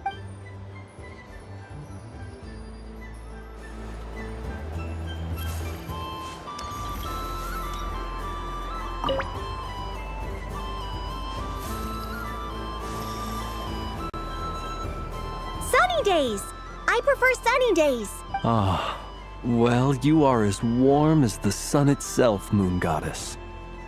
Very well. I believe your spirit animal has to be this most adorable chic badger. Wow! Thank you, Mr. Talking Magic Lamp. Have a very happy festival, Moon Goddess. Flins? That's you, isn't it? Shh. It's our little secret, my dear traveler in Paimon. Okay, sure, but why are you here selling sugar sculptures? Everyone celebrates in their own way.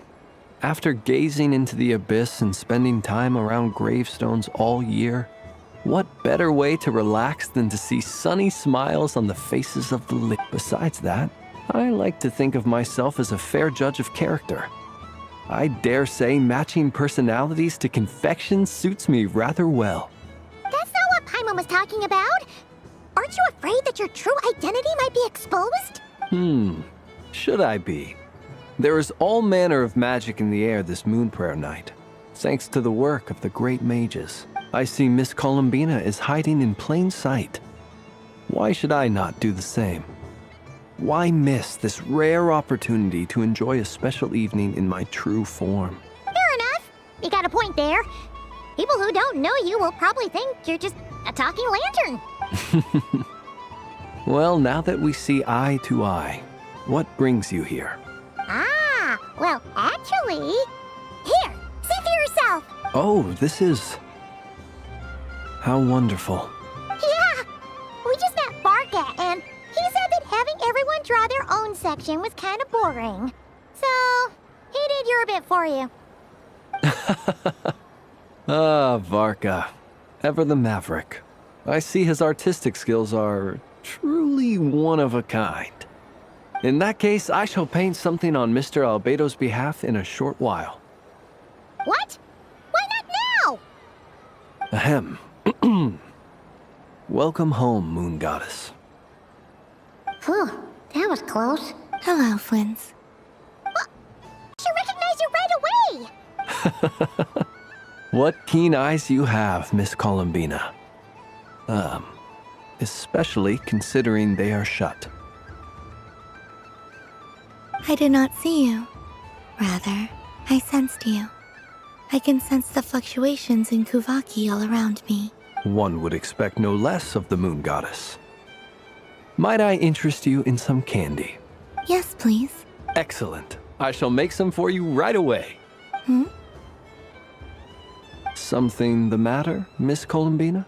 What about my spirit animal? All the other children carrying sugar sculptures are talking about it. Wait, is she taking the test seriously? Ah, my apologies. How could I neglect that? You are quite right, Miss Coolumbina. Every one of us has a magical creature living in their heart. Would you permit me to help you find yours? Yes, please. Do you prefer the day or the night? Night. Which of the 4 seasons is your favorite? Winter. Think of a perfect day. What is the weather like? Sunny, rainy, or perhaps cloudy? Rainy in the morning, sunny at night. What kind of answer is that? Forests, lakes, and open seas. Which do you prefer of these? I like them all. Imagine you opened your very own shop. What would you sell there? Wow! Paimon would totally shop there. It wouldn't cost anything. You'd just need to visit. Aha! I believe I know what your spirit animal is. Here. Oh, it's a Kohenki! Indeed.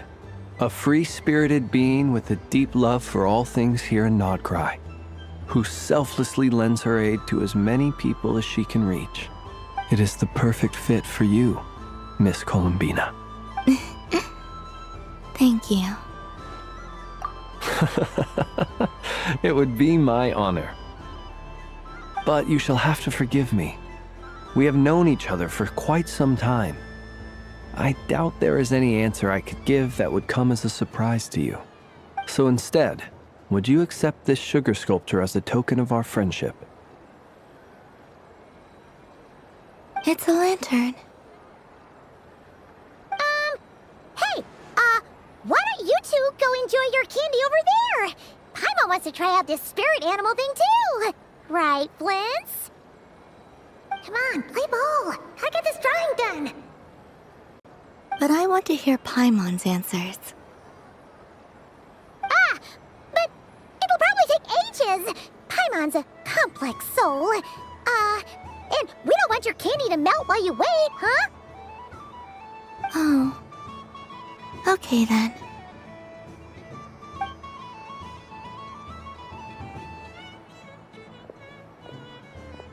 Phew! Nice excuse, Lady Paimon. That was some quick thinking. Yeah, no thanks to you. A little help next time.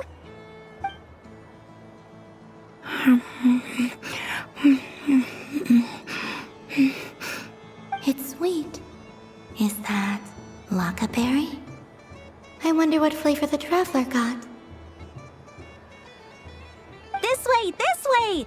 It's the candy-selling lantern! I'm coming! Of course. Traveler, maybe we can share? Yes. I found out recently that people share their food sometimes, so I'd like to try it. Or thank you.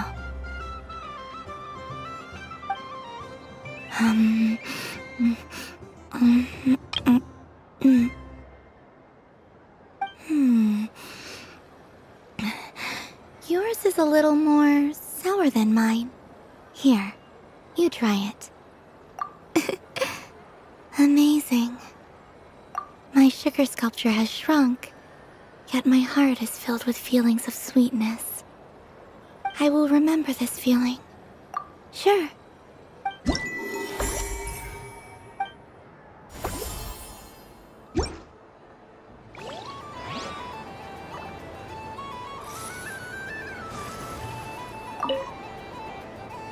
I've seen Linny and the other children play this game before.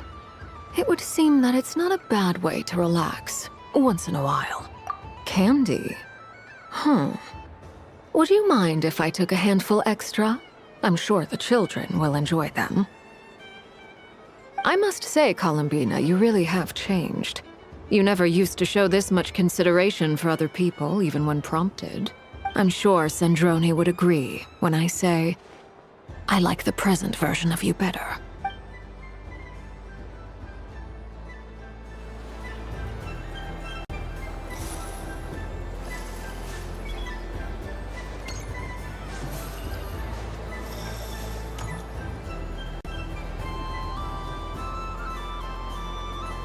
I wish for a never-ending supply of Laka berries. What a humble wish. Probably written by a child.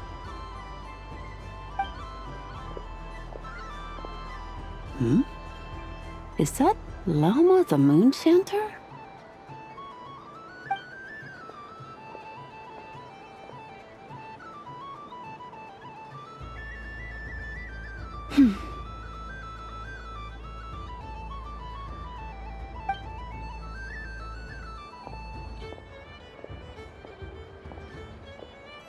I wish that the long plume ibises would stop biting me. Oh dear, poor Lauma. All right, I'll write that one down for you. I got it. While everyone else is celebrating Moon Prayer Night, you're as busy as ever. I don't mind. It's rewarding work. A good kind of busy. My antlers are at their heaviest tonight, and the Kuvaki waves are especially strong. But as I help these dear friends hang their wishes up, I feel a great peace within myself that is, you see, they are all such beautiful wishes, and they are ones that we can fulfill by our own strength. Do you blame me, Lauma? I want to hear your honest answer. It is by the help of so many people that I can return to the moon. But I feel as though I've hardly done anything in return. You've done plenty, Coolumbina. I say this in earnest, both as someone who knows your history, and also as a friend who has seen what you've been through. What about as a moon chanter? I feel proud to honor our moon goddess's wish. And I'm sure any moon chanter in history would have felt the same way. Thank you for your kind words, Lauma. But... since you asked for my honesty, I won't lie to you. My feelings are mixed right now. Besides pride, I also feel, I suppose it's a reluctance to let go. Once you return to the moon, we will be far apart and separated by a false sky. I'm sure those of us left behind will gaze up at that sky, yearning for the moon once in a while, just as you used to do. I will miss you, Lauma. I will miss you all. I hope to stay in touch. I will try and find some way to send messages down from the moon. Perhaps you could use Kuvaki. I've heard Yehoda say that signals can be sent using long and short waves, or strong and weak lights. That sounds a little complicated. What if we forget what the signals mean? We could prepare a codebook beforehand, but... You're right. It wouldn't really suit you. Still, whatever happens, I believe that you will find your own unique way of communicating with us. And now that I think about that, my heart feels lighter. Because you trust in me? Yes. I have faith in you. In my experience, the truth tends to be difficult. But that's what makes it stand out from what is false. So I'm confident that your thoughts and your love will shine through the curtain of lies. We will know it when we see it. Thank you. Now, could you help me hang up my wish? Is this? I wish that all who dwell in this moonlit world can find a place to belong. And I wish that I shall one day see my friends again. It's 2 wishes. I hope that's not too greedy of me.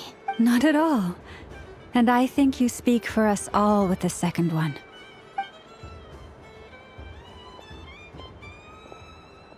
I shall continue to pray until the day that all of these wishes come true.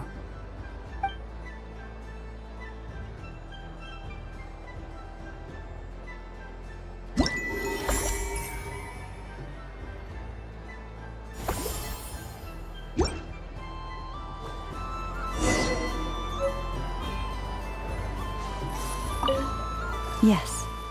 May everyone's wishes come true. Why, thank you. Don't mind if I do. Oh, my. It's so sweet. I'm so accustomed to plain, simple meals that this sweet treat is quite a shock to the senses. But I savor this moment in its entirety because it tastes like true friendship.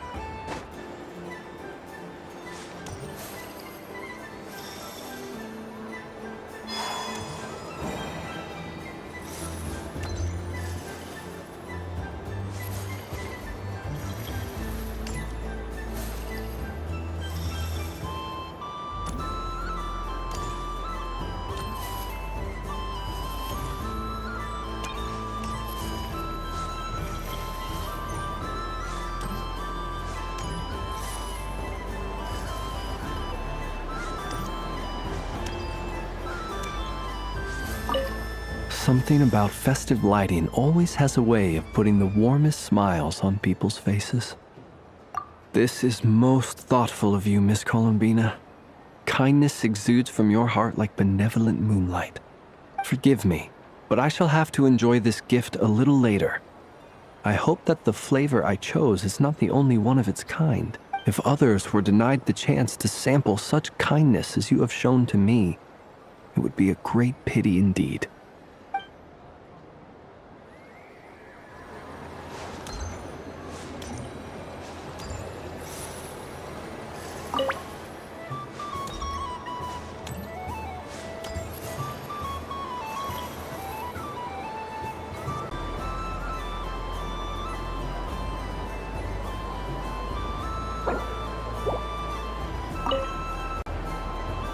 Traveler. Hey there, Coolumbina! Are you done checking out the festive amusements already? Are you sure you don't want a look around some more? You might not get another opportunity like this for a while.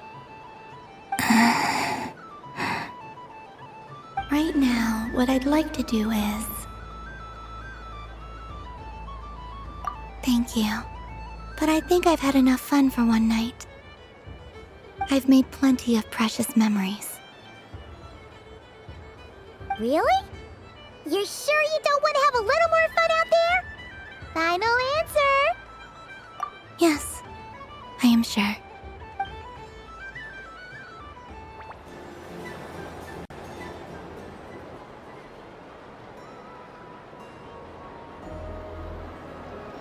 This was the most fun I've ever had on a moon prayer night.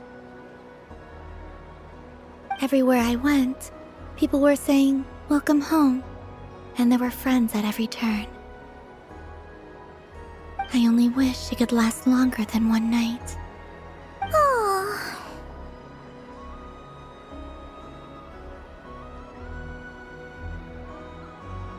Yes, you're right.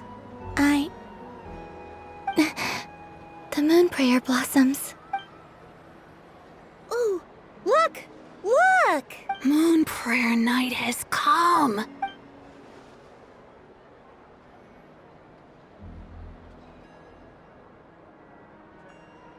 The moon. It's so beautiful. Happy moon prayer night, dear. Happy moon prayer night. Happy moon prayer night.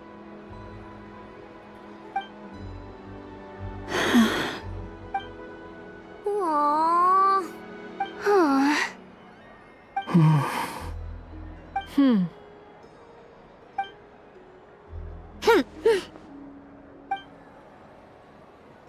Time flies when you're having fun.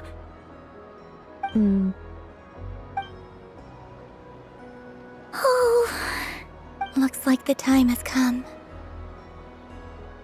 Coolumbina. You're heading off, then? Yes, to the ruins you mentioned. And from there, back home to the moon. Wait! I know? At least... Take one of our craft shop's crumb cookies up to the moon with you. You know, for a snack. Sure. Why not? The Curatorium of Secrets believes in proper farewells. No story should be left without a satisfactory endnote. Nefer. Farewells are an important affair for the Ratniki, too. We never know when we might meet again. Haha! And here I thought grand farewells wouldn't suit tonight's mood. But I suppose friendly passion is not to be stopped, eh?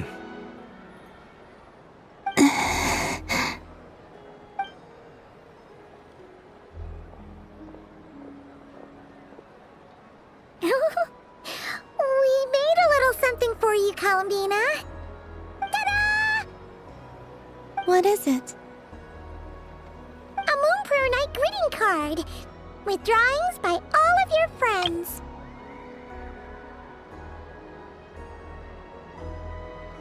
You did mention that you'd like a portrait done, so I took the liberty of creating one for you. I, meanwhile, did the portrait of Mr. Albedo, and Mr. Varka did the same for me. I mean, I think my work was pretty true to life, don't you think? The picture of Ashru was my doing.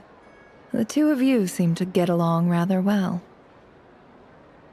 Wait, was I the only one who did a full-body picture? That's so embarrassing. I did pictures of me and a nefer. I did my own portrait and one for Hat Guy. Plus, there's the two mages, Arlecchino and Sandrune. So, if you ever miss us, just flip the card open and we'll all be right there with you.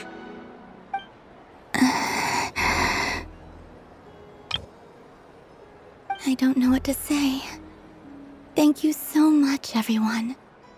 This whole moon prayer night was more than I could have ever asked for. It is the greatest gift I have ever received. Lauma, I figured it out. Figured what out? Remember how the Frost Moon Scions used to use milk as invisible ink to write hidden messages? That was a very long time ago. Oh, are you saying? Yes. When I miss you all, I shall use moonlight in the same way to write words that only you can see upon the moon itself. Wow, that sounds lovely. Quite. But how will we see them? Simply open your windows on nights when the moon shines bright, and the moonlight will naturally flow towards the words I have written. That sounds most fitting indeed. Very true to form. I'll try to write them in places that won't disturb your sleep. I, for one, would sleep all the better for having read one of your messages before settling down for the night. Exactly! So don't worry about disturbing anyone's sleep.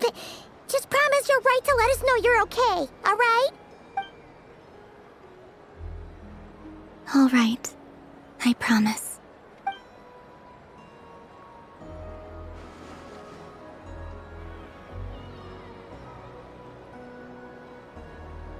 In that case, Coolumbina.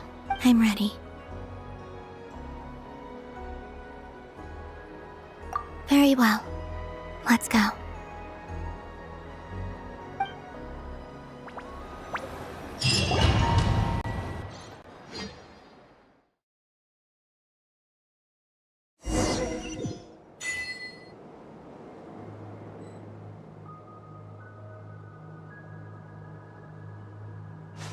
In just a few moments, I will be gone.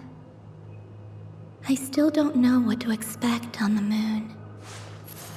Will I really be able to send messages to my friends? The Kuhenki, the animals of not Krai. I'll never get to see them again. I wonder where I'll be when the next moon prayer night comes.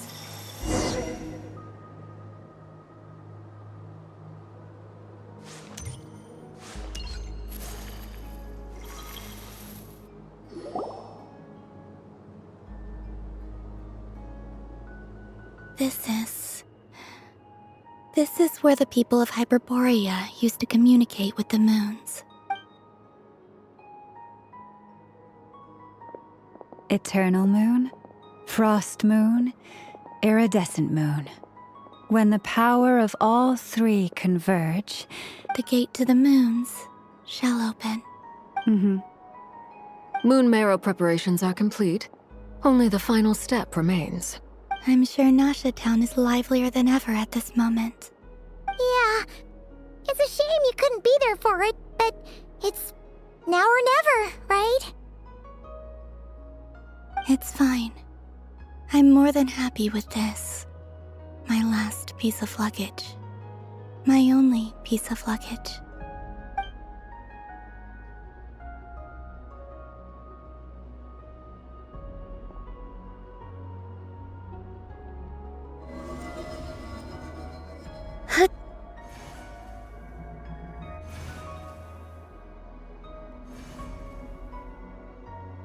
I can already feel the moon calling to me.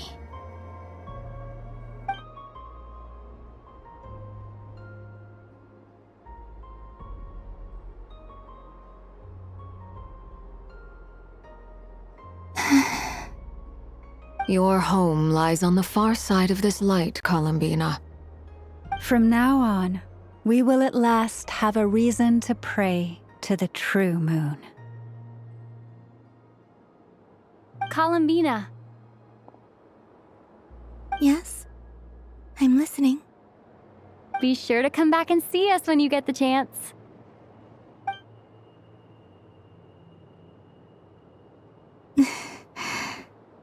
Of course.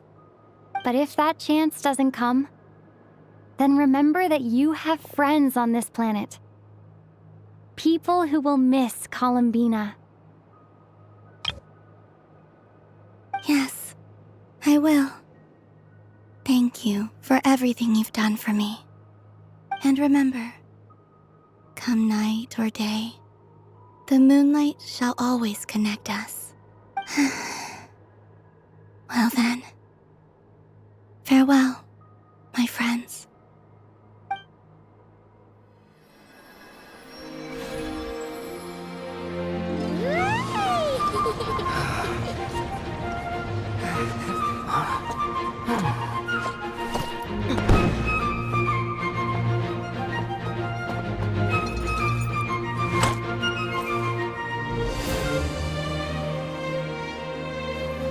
Thank you. This was my happiest night in Tevat. Farewell, Coolumbina.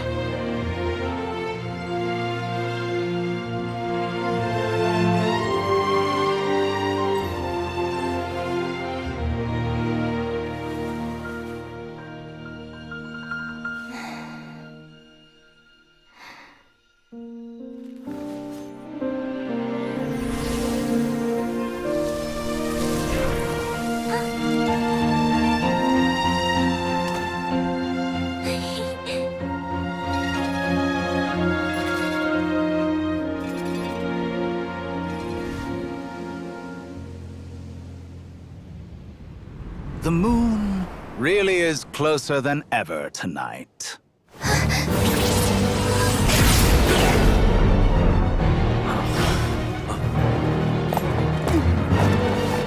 Coolumbina. All 3 moons in one place. Time for one final experiment. Reason, life, death, time and space. They all believed I would fail.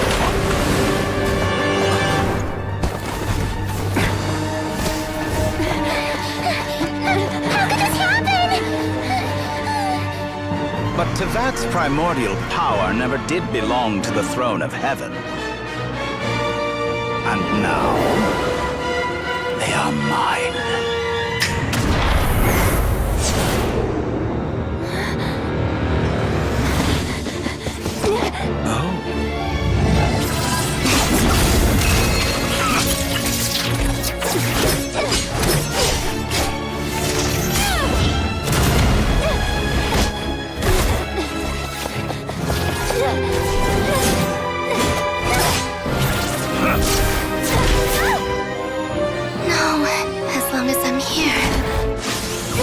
Is free to wield the 3 moons' power.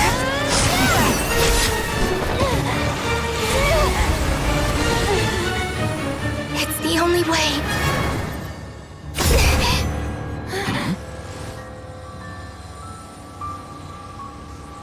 I guess I won't be going home today.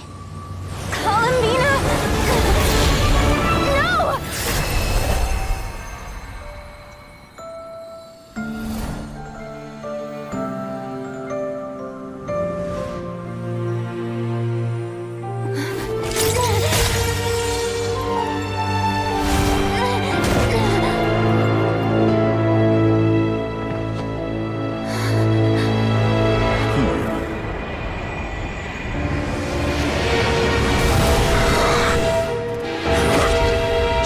World, do not try to control me!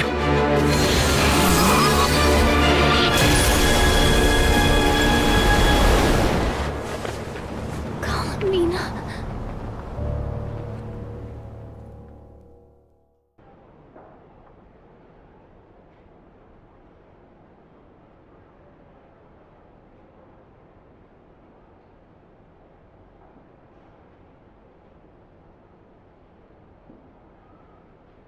Are you all right? Do your wounds still hurt? I had someone prepare a little medicine that could prove effective. Take it if you need to. In that case, let me relate the contents of the call we made to Alice after the incident occurred. That Dottore is a crafty one. He distracted the Hexenzirkel by creating a huge fuss at Tevat's borders. I'd assumed that the cause was an abyssal intrusion from the outside world, which in fairness is a rather common occurrence. But after learning that you managed to influence the phantoms in Krai, I realized that perhaps this interference could have come from within Tevat instead. But we weren't able to change their fates. True, you couldn't change how their stories ended, but you did build some variables around yourself. Variables? Yes, things you heard that you could not otherwise have learned, ideas that would otherwise have never crossed your mind. All these things are variables. Of course, most variables usually pale into insignificance with the myriad of possibilities floating around. But the moment you start treating them as building blocks and intentionally stacking them, that changes things. That's what Dottore did, and it's how he created the necessary conditions so that when you activated the portal tonight, it played right into his plan. However, we have no way of knowing exactly what he did. Yeah, we also need to ascertain Coolumbina's status. And that about sums it up. As I suspected, Dottore has disappeared completely. If it's any consolation, he wasn't able to control Coolumbina as he might have wished to. Oh no! What? She did what? All we saw was Dottore appeared and used some kind of power. The next thing we knew, he and Coolumbina were gone and you were falling into the sea.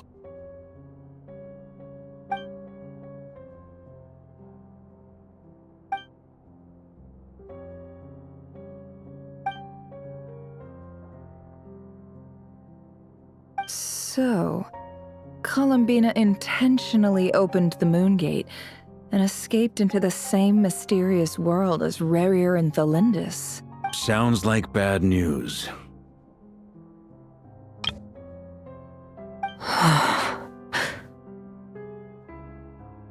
Seen in that way, the trilunar syzygy and Rerir's emergence, Dottore might have been pulling the strings in both cases. According to Miss Alice, he is attempting to transcend his destiny and finish an experiment that only a god might complete. An utter lunatic. Wait a sec, where's Hat Guy? Seems like he'd want to be here for this. He took off with the Dodo communication device after we spoke to Alice. He said he had a hunch that he wanted to investigate by himself. The look on his face was terrifying. I've never seen him like that before.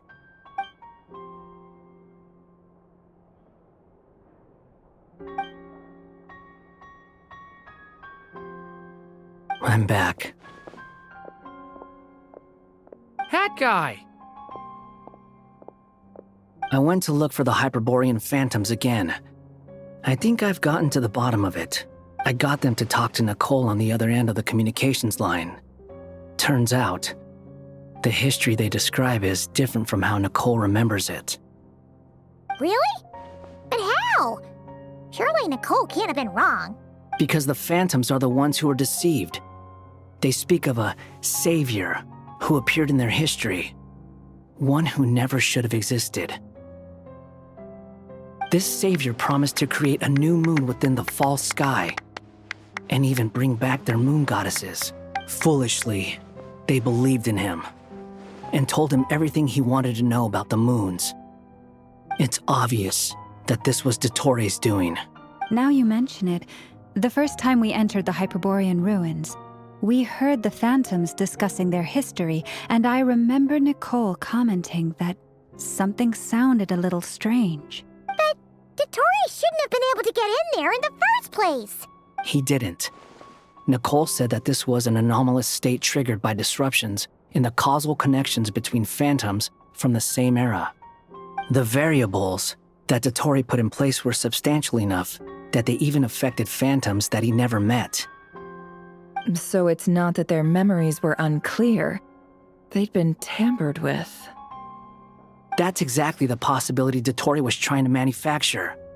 He turned these variables into knowledge and engineered the situation so all that knowledge would fall into his hands. Then, he harnessed that knowledge on Moon Prayer Night to truly create a false moon. How is that even possible? To be precise, he exploited a weakness in the way the spell works.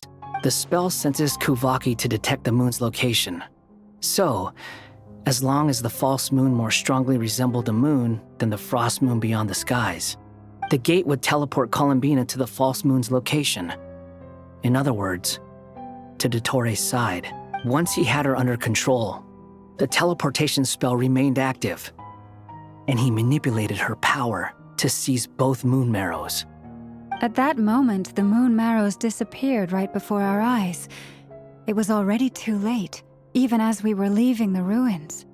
By then, Dottore had already amassed the power of all 3 moons. So, where does that leave us? What do we do now? I'd certainly like to know what Her Majesty thinks, now that the concerns I expressed to her have come to pass. But we cannot simply sit and wait for her to decide the matter. And in any case, it is not the Fatui Harbinger Damselette who sees us as her friends, but rather Coolumbina Hyposelenia. If, even in such extreme circumstances, Her Majesty will not lift the prohibition on Harbingers drawing steel against one another, then I will do as my heart demands. I will fight as Peruware instead. Oh, Arlecchino! Time is short, so I'll make the first move.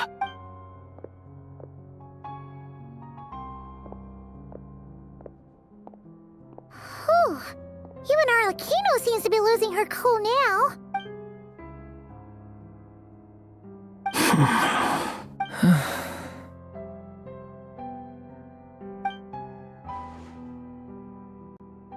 All right.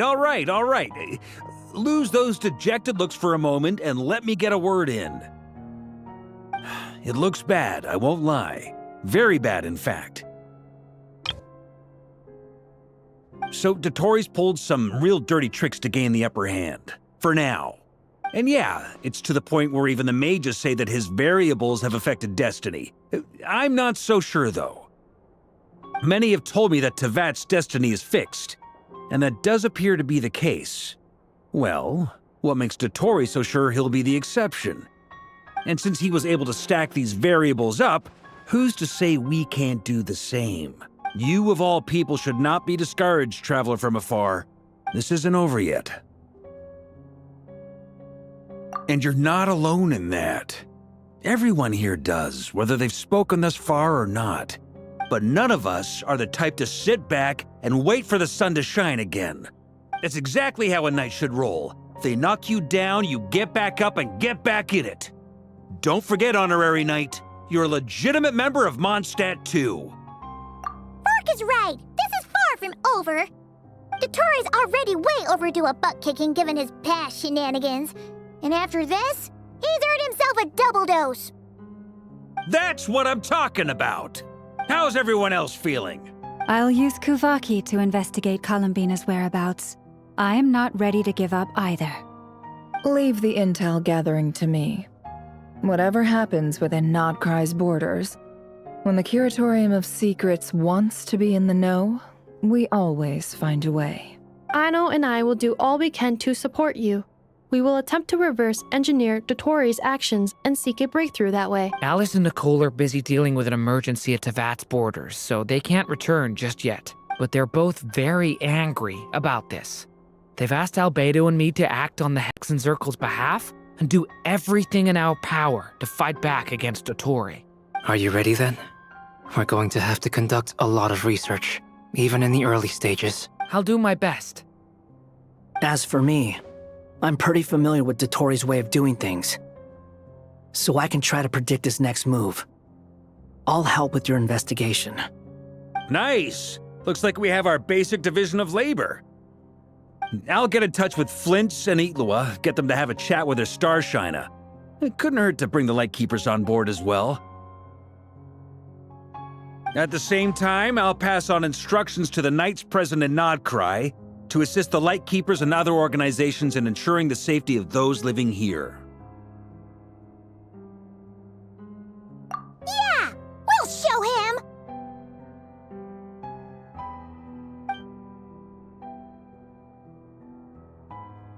That's it then. Good luck, everyone.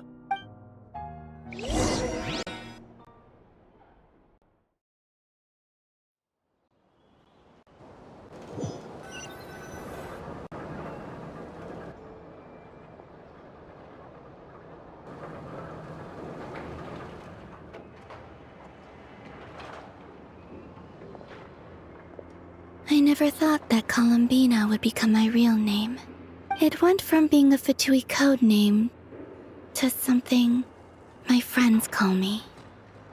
And remember, come night or day, the moonlight shall always connect us.